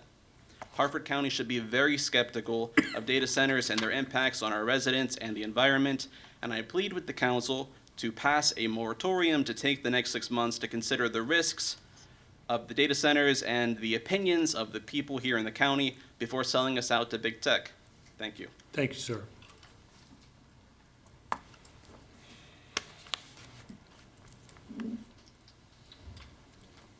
Good evening, sir. Name and address, please. Jeff Beck, can I use 220 South Bond Street? It's the People's Chambers. No, sir, you can't, unfortunately. Come on, man. It is your chambers, though, I will tell you that. 102 Shell Road, Joppatown, Maryland. You guys should have that memorized by now. I have a lot of notes. They're not organized, so bear with me, please. Here, as probably the other 12 people, to talk about data centers. Data centers in 2024 across the country used 183 terawatt hours of electricity. That equated to 4% of the entire U.S. electrical consumption. That is also equal to the total electrical demand of the country of Pakistan. That is projected to grow by 2030 by 133% to 426 terawatt hours. We in Maryland, nor in the country, we do not have the capacity of generation to support that. In 2023, data centers across the country consumed 17 billion gallons of water. That is direct consumption that excludes water used in electricity generation and or chip manufacturing. Currently, data centers are powered 55% by non-renewable natural gas and coal. That doesn't really jive with Maryland's green energy plan. It does have effects on consumer rates. The Cardinal News out of Southwest Virginia, where the Loudoun County data centers are spreading to, President and CEO of Central Virginia Electric Co-op expects rolling blackouts in his area in the next 3 to 5 years, specifically citing because of the PJM grid not having sufficient generation. Multiple studies estimate demand will far outpace supply in the coming years, and that data centers are a significant factor in that. Electricity becomes a regional concern, obviously, as mentioned, due to the regional PJM grid. Energy usage in one state can be subsidized by generation somewhere else, which is what Maryland's been doing for years now, buying most of our energy from Pennsylvania. I got a minute, I'm good. So, a little bit of information for anybody watching that may not have done the research. The Data Center Alliance is they are a 501c6 nonprofit. Their board is full of developers, big pharma execs, out-of-county policymakers, and executives in the tech and fintech sectors as well. They're not farmers. They're not Harford County residents, and they don't speak for Harford County residents. The Utility Relief Act and the Bring Your Own Power Generation. She mentioned nuclear. Maryland still doesn't want nuclear. They drag their heels on every nuclear proposal, including the SMRs that are built here in Maryland that we're not allowed to use here in Maryland. I'm out of time, so until next time, guys. Thank you, sir.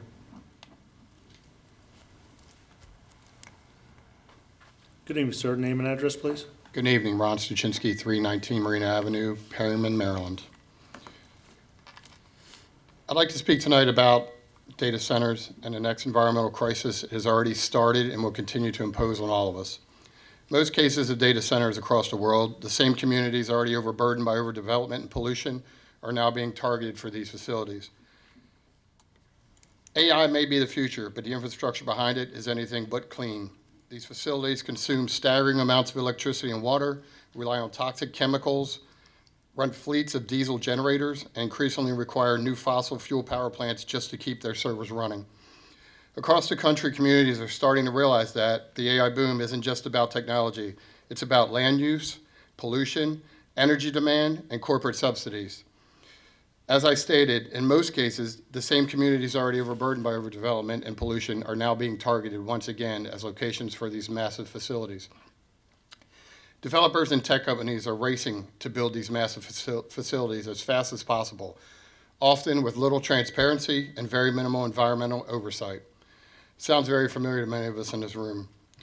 Meanwhile, policymakers such as yourselves are scrambling to understand the scale of the many impact these data centers bring to the communities. Without strong safeguards and regulations, the push to build AI infrastructure could repeat the same mistakes we continue to see with the warehouse sprawl, overburdened communities, and weakening environmental protections in the name of economic growth. Communities across the country are starting to push back in major ways, and they have every right to do so. Environmental damage from data centers is real. It's growing at an alarming pace, and it's happening faster without laws and rules to control it. Did you know that there are data centers out there that consume more energy than 350,000 homes? That's more than 4 times the amount of homes we have just in our county. Concerns I'll be speaking on over the upcoming weeks will be energy demand and grid strain, water consumption and resource depletion, toxic chemical and pollution risks, cooling system chemicals and poisons, massive towers that have to be built for these, fungicides and algicides, refrigerants and forever chemicals, which many of us know are already being exposed to, cleaning and fire suppressant chemicals that are needed, air pollution, noise pollution, which if you read simply by a Google search, I don't know what she's talking about, but you can hear these data centers up to 3 miles away, the humming sound constant. Loss of open space and farmland, and maybe most important for Harford County, the environmental justice concerns that it'll bring. That's all I have. I missed you guys. I hope everyone's doing well. That's it. Thank you, guys. Good to see you again. Rico Albuquerque's, followed by Diane Alvarez and Gary Johnson. Good evening, sir. Name and address, please. Rico Albuquerque, 601 Harvest Court, Bel Air, Maryland. Thank you, Mr. Council President, council members. I am an IBW member. I'm here representing IBW Local 24. I do live here in Harford County. Secretary Schultz's numbers are a little bit out of date. We have roughly 1,000 members working in Frederick County right now, about 150 of them in a prefabrication shop, which is, for all intents and purposes, a permanent job.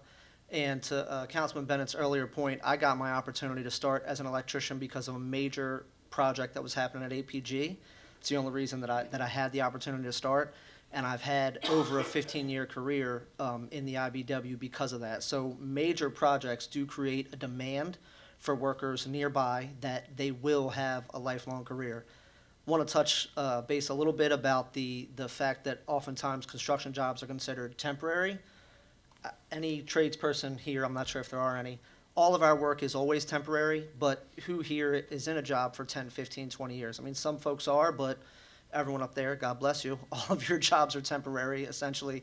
And so I do think it feels like the work that we do as craftspeople is minimized when they talk about, it's only a temporary job. So in Harford County, as a resident, I want to raise tax revenue, and I want to find a way to create jobs. And I do think the data center industry can be a way to do that. And it should be considered and taken seriously into account. And a lot of the myths that you heard Secretary Schultz talk about, and some of the things people have said here. For example, the average data center uses as much water annually as the average golf course. Things like that are accurate and should be taken into account. The last thing that I would say, if it's an industrial zone and we want to raise tax revenue, what type of facilities do we want there, right? We should think about, if we don't want data centers that do create a lot of jobs for folks like me and do create a lot of tax revenue, what is the other industrial setting facility that you do want built in that area? And I think that should be taken into account as well. Thank you very much. Rico, before you step away, what's the average pay of one of your workers? So average is hard to say. Our journey level workers, which are graduates, today make $50.50 an hour. We're going to get a raise at the end of May, so it'll be $52.50. And then all of our benefits are on top of that. So our retirement is on top of that. Healthcare for my wife, my 3 children is on top of that. I don't pay for that out of my pocket. And then I have an annuity, which is similar to a 401k. That's on top of that. Our apprenticeship is completely free. I didn't have to pay to go to school. So it's a fantastic, fantastic career that, we build data centers in Harford County. If it were to happen, you guys come see me about a job, and we'll make sure you get to work on those projects. Thank you, sir. Call your next speaker. Oh. Good evening, ma'am. Name and address, please. Diane Alvarez, 1109 Revolution Street, Harford Grace. Good evening, President Vincenti and members of the County Council. Thank you for the opportunity to speak with you tonight. I'd like to begin by expressing our sincere gratitude for the Council's continued support of our public education system. Your commitment to ensuring our schools have the resources they need has not gone unnoticed, and it is in that spirit of partnership that I stand before you today. As we look toward the future of Harford County Public Schools, we find ourselves at a critical juncture. The Board of Education is currently operating a man down with 8 members.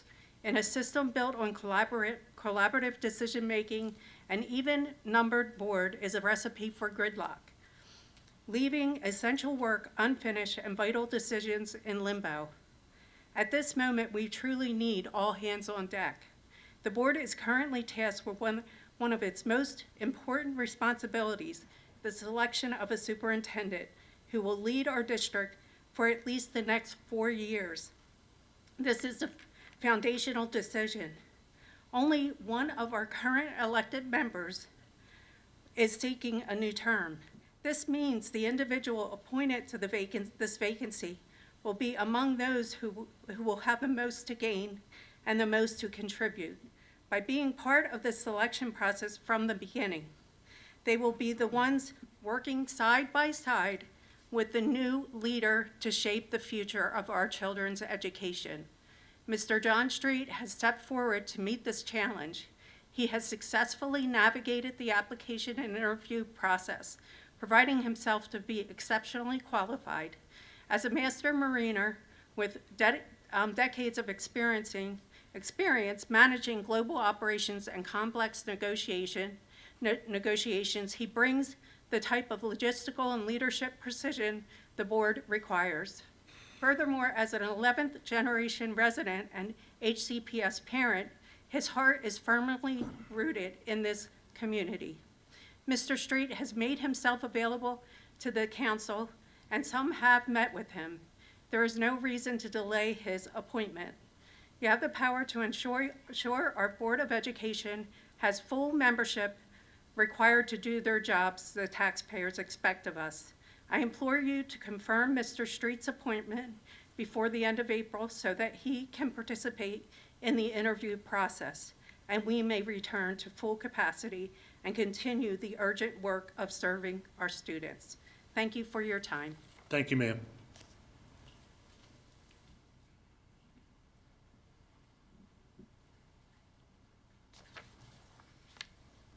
Good evening, sir. Name and address, please. Gary Johnson, 704 Pleasant Hill Circle, Kingsville, Maryland. There appears to be a belief by this council that with the departure of the former school superintendent, the scandal of what happened in New Orleans of 2024 has ended. Just move along, there's nothing more to see here. Well, as long as Harford County, as a Harford County taxpayer and grandparent of students in the school system, I think there's a lot more to see. We understand why the superintendent is gone. He was apparently an immoral man. What we don't understand is why, with the evidence that he violated the morals clause of his contract, he had to be bought out. This may have been expedient to someone, but it surely was not justice. Shouldn't we be teaching our children about justice? We had an assistant superintendent. He was well paid and experienced. Shouldn't he have been appointed to the position of the new superintendent? We have no salacious tape recordings. He's not been charged with any crime. So why was he not selected? If he has done something wrong, shouldn't the taxpayers who paid his salary know about it? He was removed in the dark back rooms of Harford County politics, out of view. Where is that transparency that you folks are always bragging about? The same for Ms. Mack. She seems to be a clone of the former superintendent. From what I have observed, she is as supportive of the woke policies of DEI, white supremacy victimhood, and the celebration of trans people as he was.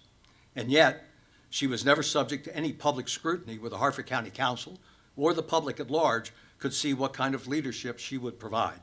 Why was that? When asking such questions, we are often told that personnel issues are not to be discussed in public forums. Why? There are personnel, not the school boards, not the county councils. We have a right to know if they are capable of bringing about the changes so desperately needed in our school system so that our children are to be literate and able to function in our society. We also have a right to know if they are guilty of malfeasance or corruption. Many of the people who have failed to properly educate our children were appointed to their positions by the county executive. But no appointee gets that position, as I well know, without this council's approval. So you are as responsible as the executive for what has happened thus far.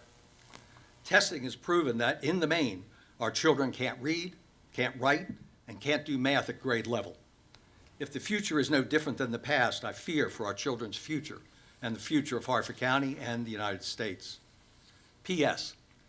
The public schools do not benefit the education of our children by adding babysitting services that distract time and resources from their mission, which is teaching. PSS. Data centers should go elsewhere. They will be detrimental to Harford County's rural culture.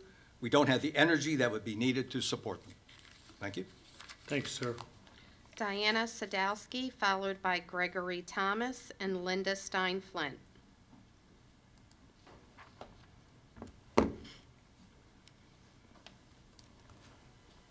Good evening, ma'am. Name and address, please. Diana Sadowski, 1113 Stromco Drive, Fallston, Maryland. There are many threats to the well-being of our county. Many come from internal sources, and many are external to the county. Tonight, we listened to the wonders of data centers and how our county can reap their benefits. My initial thought was, why is this even on the agenda? Who invited this? As if nothing is in the works for Harford County. Well, let me tell you, I've done some research. I've got a background in IT. I retired as an IT manager for state government. I know a little bit about data centers, probably about the size of this room.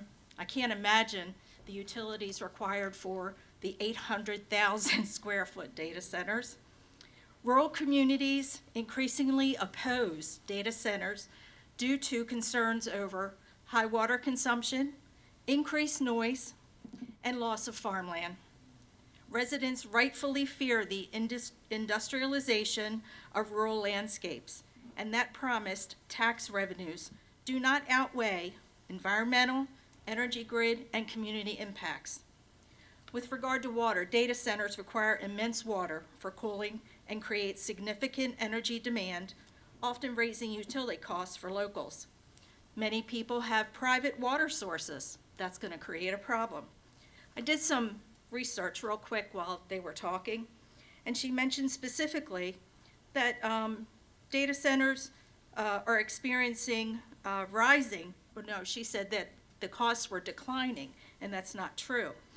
The Environmental and Energy Study Institute said that the general trend is that states with a high concentration of data centers are experiencing rising, not declining utility costs. And utility costs, where do they come from? Us, the taxpayers. We're going to talk about noise, the constant low-pitched noise from cooling fans. They can reach 55 to 85 decibels. 70 to 80 decibels is recognized by the EPA and the Acoustical Society of America as potentially causing hearing damage. She said they're not going to be around there, but reading does otherwise. Industrialization. Large concrete buildings and supporting infrastructure can replace farmland and other green spaces and alter the character of a community. Limited benefits. These facilities often create few long-term local jobs, contrary to the belief. During construction, it's all wonderful. But then when things settles, the dust settles, you don't need all of those jobs. While tax incentives typically favor developers over the community. Other states are resisting this. North Carolina, Texas, our neighbors in Pennsylvania, West Virginia. And I'll stand here to argue that maintaining our agricultural and natural character of Harford County is more important than hosting infrastructure for technological development. Thank you, ma'am. I'm not, oh, I'll be back next week. Good night. You'll get more time next week, ma'am. Diana, we understand your passion. We truly do. We all do. We all do. Good evening, sir. Name and address? Hello, I'm Gregory Thomas. I live at 3908 Madonna Road, Jarrettsville, Maryland. Are we starting? All right. I am an engineering student at Harford Community Council, and before I get started, I just really want to thank all of you for sticking around to listen to me yap. I don't stand here as an enemy of technology. I love technology. In elementary school, I was fiddling with computers, and in high school, I saw the rise of artificial intelligence. Therein lies my problem. We are sold artificial intelligence and the accompanying data centers as progress incarnate. We're told that they will lead us into the future. But when I look into these data centers, I'm not seeing the future. I'm seeing a heist of our natural resources so that some corporate profit margin can go up by a fraction of a cent. Big tech stands to make billions of dollars from these data centers while we're picking up their pennies. They promised us, hold on one second, I have a note, $775 million of economic activity. That's very nice. But my question is, where's that coming from? Something has to give. So they spoke to the virtues of a closed loop system. And in a laboratory, that's great, they work great. But we're not living in a lab. We are in Harford County. And I will tell you from personal experience, as data center chips get smaller, faster, they get hotter. And when they get hotter, the closed loop breaks down. So how do they keep their oh so precious data centers from going supernova? I'll tell you, they purge their water into our land, our aquifers. I'm sure many of us have wells. We are drinking these PFASs, these forever chemicals that they're telling us we're not. And I don't know about you, I don't want to be another Hinckley, California. And that's not even mentioning the rate hikes, the drawing the fans, everything you've heard already. And we're told that these will bring us jobs, but again, as has been discussed, will they? Is 120 on-site jobs worth how many poisoned children? Look around. Please ask yourselves, how much money would it take if I offer you $1 million? Would you drink a cup of poison? Would you drain your well? Would you lose your home so that some shareholder you've never met can feast? We're being offered very vague promises of future prosperity, and we're ignoring that very real people, our neighbors, our friends, our loved ones, our families are suffering. I think we need to choose ourselves. We need to choose, again, our homes, our communities. And I'm not here to fight against progress. Pandora's box has been opened. We can't wrestle it shut. But what we can do is we can try to fight as long as we can until we fully understand the ramifications of what we're agreeing to. Thank you for your time. Thank you, sir.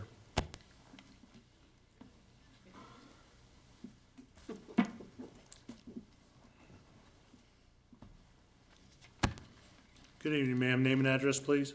Yes, Linda Stein Flint. I live at 403 Winslow Drive in Bel Air, 21015.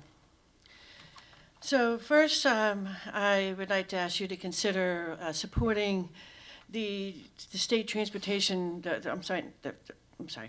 funding plan that is bringing federal grant money to take care of the Harford Link, the bus shelter, that houses the buses. That Harford Link is very important in our county. It's a very important service for those in the communities that do not have access to transportation.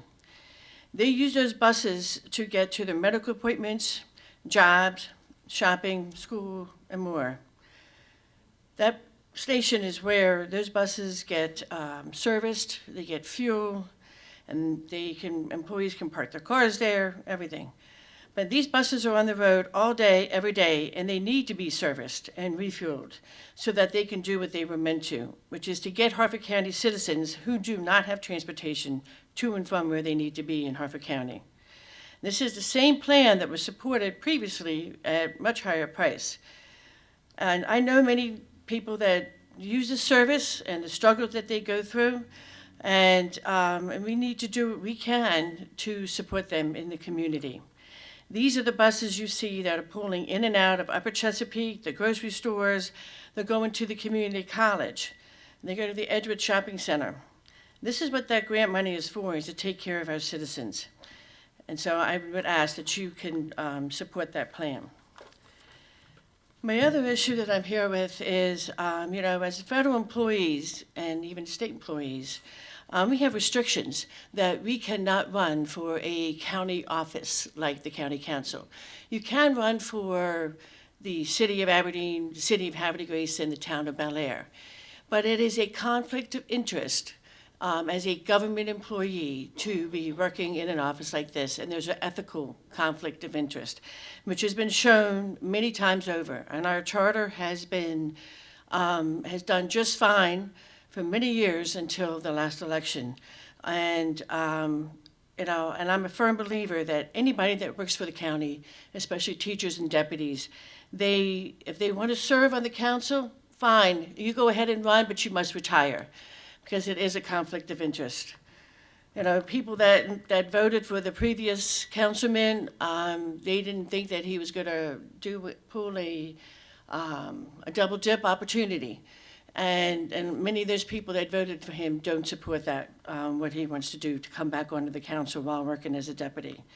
And it does create a conflict of interest, especially even in the Board of Education, because sometimes it makes you wonder if that conflict of interest is why the Board of Education has not completed an investigation of a teacher that has been suspended from their job for 5 months and is also an elected official. So I'm wondering if that's part of the conflict of why it's not getting timely done. Thank you. Elliot Hernicker, followed by Jessica Riley Hammond and Tracy Lawrence.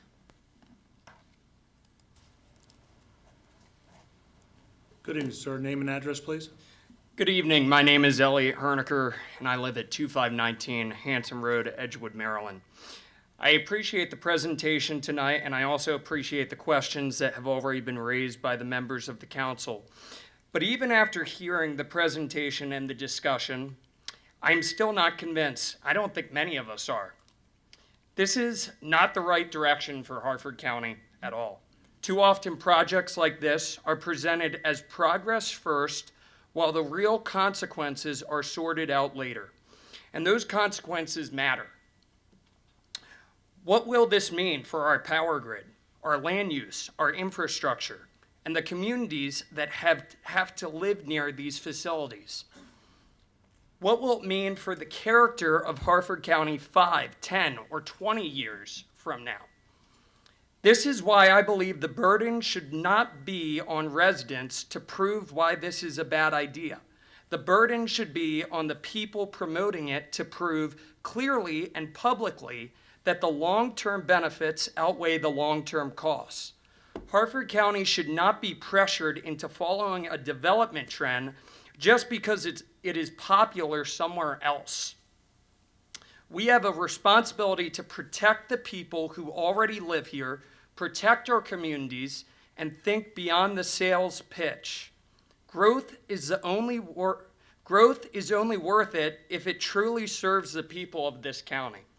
And in my view, this proposal raises too many serious questions to be welcomed without much more scrutiny, much more transparency, and much more public input.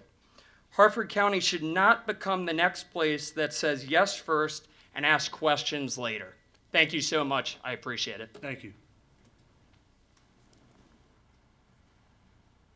Good evening, ma'am. Name and address, please. Jessica Riley Hammond, 2503 Fairway Drive, Bel Air, Maryland, 21015.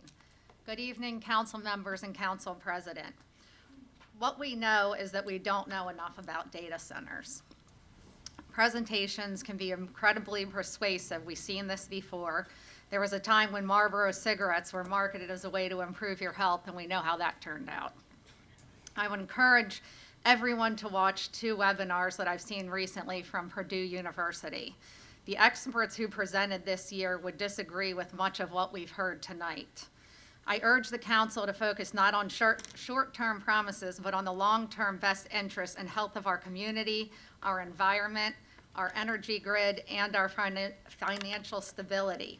Jobs and money definitely are important, and so is technology. I believe that over time, many of these questions will be answered. But until then, we have an opportunity to lead by being thoughtful, cautious, and willing to slow down. Sometimes sometimes the smartest move forward is to pause. Thank you. Thank you, ma'am.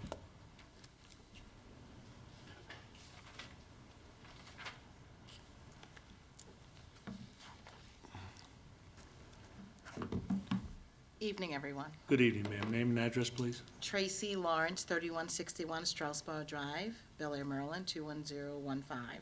Thank you. You're very welcome, thank you. Where did my notes go? So I did want to thank you guys. I also wanted to acknowledge to the Councilman Jacob, which represents my area. He answered a lot, and you guys asked a lot of the questions that I really wanted answers to, and I appreciate that discussion. It was helpful in understanding more about this fully. So I also am thankful and confident that the council is taking thoughtful and measured approach to this issue. That said, I do have a few remaining concerns. Much of the presentation focused on the benefits. I think it's important that we also review independent data that addresses potential risk and long-term impacts. And I say that as a person that works in IT, been called the data Nazi before, and I feel like, as the data that's shown, I think sometimes it's shown to show a certain perspective and point of view, and it did not really have underlying sources of what that data was and where it came from to understand really the motivation of that data, right? Given that we, and I have to say, I had a teacher that worked was the CEO of the Census Bureau who actually help explain kind of how you drill in and get those type of things impact correctly. And so I just found it was well presented, but a little flaky underneath for me. Given that we operate within a multi-state grid through PJM, the benefits are regional. While many of the impacts, such as the land use, proximity to neighborhoods, infrastructure, and environmental considerations, are local to our community. And so, for me, I feel like this isn't something that we make a decision and it impacts us, we make a decision it doesn't impact us. There's still maybe an impact on us. And so I think it would be nice, I don't know how you guys work, but if it's multiple states impacted, I think that it should be discussions outside of just our county, because Delaware makes a decision that can still have impact on us as citizens of this county, right? And just to give an example. I also would like more clarity on the sources of data presented, which is kind of mentioned, as well as the financial backing of the alliance. They talked a lot about like who was part of their group, members, but they didn't say who's funding them, right? Mm-hmm. And I think that that's important to understand where the money is coming from, because I think that tells a lot of the story about their presentation. Along with the same line, figures such as the projected $775 million of economic activity, I didn't know what that meant. Economic activity. It sounded significant, but without clear sourcing of a methodology, it's difficult to fully evaluate what numbers represent or how much of that would actually be realized locally. I think it's important that we understand the underlying assumptions beyond those projections. And I think you guys already get that. I'm preaching to the choir, right? Ms. Lawrence, if I may, I'd like to stop you there. Your time's up. Okay. But I would tell you that I appreciate your comments and your insight, and there's a lot of information that we need to learn, positive and negative. There's no question about that. I think we should look at a North Star. What is the 10-year vision we have, right? And be proactive, not reactive. I want to say that my son's coming after me to speak, and this is for his citizenship. Thank you, ma'am. Gabriel Wooden. Good evening, young man. Name and address, please. Address same as what my mom said. Gabriel Wooden, and I would like to testify. Okay. Maryland has 44 to 50 AI data centers. AI data centers are increasing the price of PCs by 70%. At the end of this year, a stick of 16 gig DDR5 RAM was a stick of DDR5 of Gabriel, take your time. Okay. A stick of 16 gig DDR5 RAM was $40 to $60 in 2024. In 2026, a stick of 16 DDR5 RAM is $150 to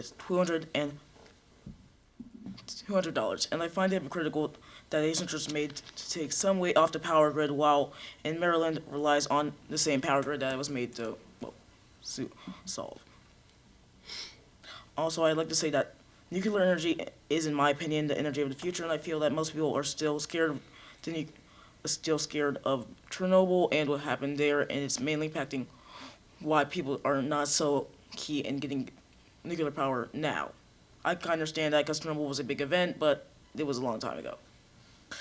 On top of that, 1 gram of uranium is equivalent to 400 kilograms of coal.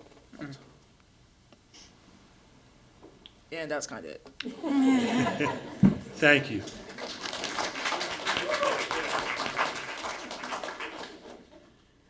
There are no more speakers, Mr. President. Thank you, Ms. Dixon. With no more speakers, we'll move on to 16, business from council members. Mr. Riley, I'm going to start with you this evening. I'm glad you're starting with me because I have none. Ms. Sottles. Thank you. Last night at the Aberdeen City Council meeting, Eric Daxon was appointed to the new Director of Public Works. This Thursday at 6:30 is the Churchville, Cresswell, Fountain Green, Dublin, Darlington Community Advisory Board meeting at the Churchville Rec Center. There is a scholarship opportunity available for Aberdeen High School seniors, offering 1,000 and two $500 scholarships, and it's through the Aberdeen Chamber of Commerce. If you visit the Chamber's website, there will be more details and an application for that. I'll also share that on my Facebook page. And that is all I have this evening. Thank you. Thank you, Ms. Siles. Mr. Bennett? Hello, good evening. Good to be with everyone this evening. Thank you so much to everyone who came out to both listen to the conversation and to share your feedback after. In the coming weeks, I hope to introduce a moratorium on data centers in our county to make sure that nothing moves until we set up what our community says are the appropriate safeguards. And it will be a lot more than 500 feet on distance from your house. That's one thing I definitely picked up from tonight's presentation. Ms. Lawrence, I really loved your quote about how the benefits have far reach, but the harms are local. And we have to really contend with that, because we have to make sure if this is to come, that the benefits outmatch the harms. And we know there are tremendous risks of harm. And then also to your son Gabriel, I just want to say back in 2006, I attended my first council meeting for my citizenship in the Community Merit Badge. And now here I am on the other side of things. So thank you for coming and speaking. I just led the pledge. It was a lot easier on me. This past week I attended the Abington CAB meeting where the PAB came and spoke about data centers and the research they're doing. I encourage my council colleagues to plug into the PAB and to hear about what they're learning and use them as a resource through this process and this conversation. And I hope that they can be a part of whatever comes next. I was able to attend the Eagle Scout Court of Honor for Matthew Ringsacker, which is a really special experience. I've been able to see him grow the past few years through his dad, who serves on the Havre de Grace City Council, and he's an excellent young man getting ready to graduate from high school, and I'm really excited to see what comes next for him. And I was also able to attend the Susquehanna Hose Company Awards Banquet, which is a wonderful event. Susquehanna Hose Company this year celebrates 124 years of serving our community. They're one of the only volunteer fire companies to have an ISO ranking of 1, ISO class 1, which is tremendous. It's such a benefit to our community, and they've been around for half of our nation's history. And that's why I think it's so important, as the budget comes out tomorrow, that their capital projects are funded, but we also are establishing a future to pay for the future of volunteer fire companies. That, you know, we have to embrace that we're going to be facing career fire in the near future. And, you know, think about a data center and the amount of lithium-ion batteries that would be on site. You know, our volunteer fire companies are not equipped to deal with an electric car fire, and in many cases now stack 1,000 electric cars on top of each other. So I think it's very important that we are supporting our fire companies to prepare them for the future. Harmerstown and downtown Havre de Grace will be having a sculpture dedication soon. If you haven't been to Harmerstown, it is such a beautiful project. Alan Fair's been a big leader in that, along with his board. It's one of our favorite things to walk through in our daily walks. But that's all I have this evening. Thank you. Thank you, Mr. Bennett. Ms. Robert? Thank you. Just have a couple things. I went to the grand opening on April 9th of Wonder, and that was an interesting concept about how you can order Michelin star food and get it delivered for free, or go in, walk in, and kind of grab whatever you wanted. If someone wanted tacos, if someone wanted steak, everyone get what they want. It's really nicely set up. On April 10th, I went to the Family and Trauma Institute. That's a usual thing for me, and pretty much it's a lot of us social workers and therapists there learning about new information regarding either child sexual abuse or trauma-related things that can come about with families.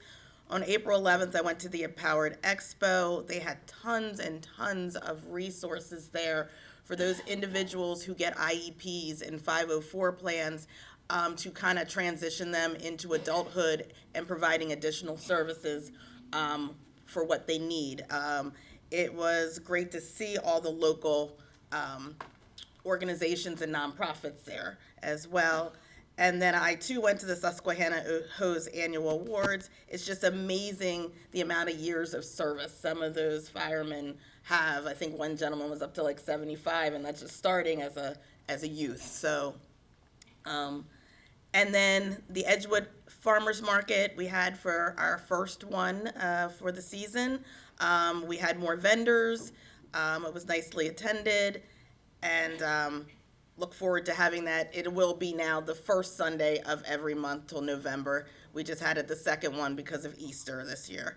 And then I went to support our local arts. Ballet Chesapeake put on Cinderella at Towson, and that was a beautiful show. And then this Saturday is Sark's Walk a Mile in Her Shoes, so I will be stopping by to that. And as I've been following American Idol, I'll just say kudos to Brooke Rosser, who made it into the top 9. Thank you, Ms. Robert. Ms. Imhoff? Good evening. First, I want to give an update. As many of you heard, my predecessor Aaron Penman's appeal case was returned back to the circuit court. We are waiting to hear what that means as far as a possible reinstatement for the remainder of this election cycle term, but we will respect due process and we will prepare as we prepare for the next election cycle. With that being said, as I was appointed to District B and as I continue to work, I keep stating that I will continue to show up and continue to do the work for as long as I am needed, and that is at least through this evening as well. So, events that I've attended this past week. On Thursday, April 9th, I attended the Abington-Edmonton Community Advisory Board meeting. On Friday, April 10th, I also attended the Harford Child and Family Trauma Conference. On Saturday, April 11th, I also attended the Susquehanna Hose Company Annual Awards Banquet. And then today, I was able to participate as a guest reader at the Highland School Readathon, and I was able to help some of their students meet some of their reading goals for this week. Upcoming events. On Wednesday, April 15th at 9 a.m., there will be a Development Advisory Committee, or DAC meeting as we know it, meeting at 220 South Main Street. So this is tomorrow morning at 9. One of the items on the agenda is the Harford Hill Farm in Fallston. They will be requesting approval for 74,000 square feet to be used for private events and receptions. The property is zoned agricultural and spans about 246 acres and is a historical property in Fallston. Thursday, April 16th from 4:30 to 8:30 p.m., the Fallston Volunteer Fire and Ambulance Company will be hosting their first food truck for the Thursday season. If you haven't attended the Fallston Food Trucks, it's a great event. Live music, independent brewery always has a tent, and there's typically anywhere from 4 to 8 different types of food trucks. So everyone in your household will be happy to have something in their belly. And then on Friday, April 17th, the Abington Fire Company is hosting a cash bingo, and doors open at 5:30, and games will begin at 7. That's all I have. Thank you, Ms. Imhoff. Mr. Giangiordano? So, grand opening of Wonder. Yolanda talked all about it, but it's actually in the Harford Mall, the old Harford Mall at the end. So interesting concept, like she said. I think they even have some gluten-free products, but I did try their Detroit-style pizza, which was pretty good, so wish them congratulations on that. This Saturday was the first day open of the Bel Air Farmers Market. It was packed, and that's going to be every Saturday, probably through November. And then last week, Michael Baer was appointed as the Bel Air Planning Director. Definitely disappointed tonight that my council colleagues didn't let the bill be introduced so we can bring it to public hearing in 2 weeks, let the citizens talk about whether they want the charter, that 2 paychecks that funds the majority of the positions. Budget is not what our charter or our founders intended. It creates a clear conflict, opens the door to influencing laws and budgets for personal professional benefits. That charter's been there since 1972. It's the same charter that we got similar to Baltimore County. Howard County's is much stricter, but we can go and get 10,000 votes and put that on the ballot, which we'll be working for. I've had people talk to me about that. And we're not going to let the county be under siege from a small group of people. So thank you. Thank you, Mr. Giangiordano. We'll move on to 17, business from the president. We're looking forward to receiving the budget tomorrow. I'm assuming by end of business.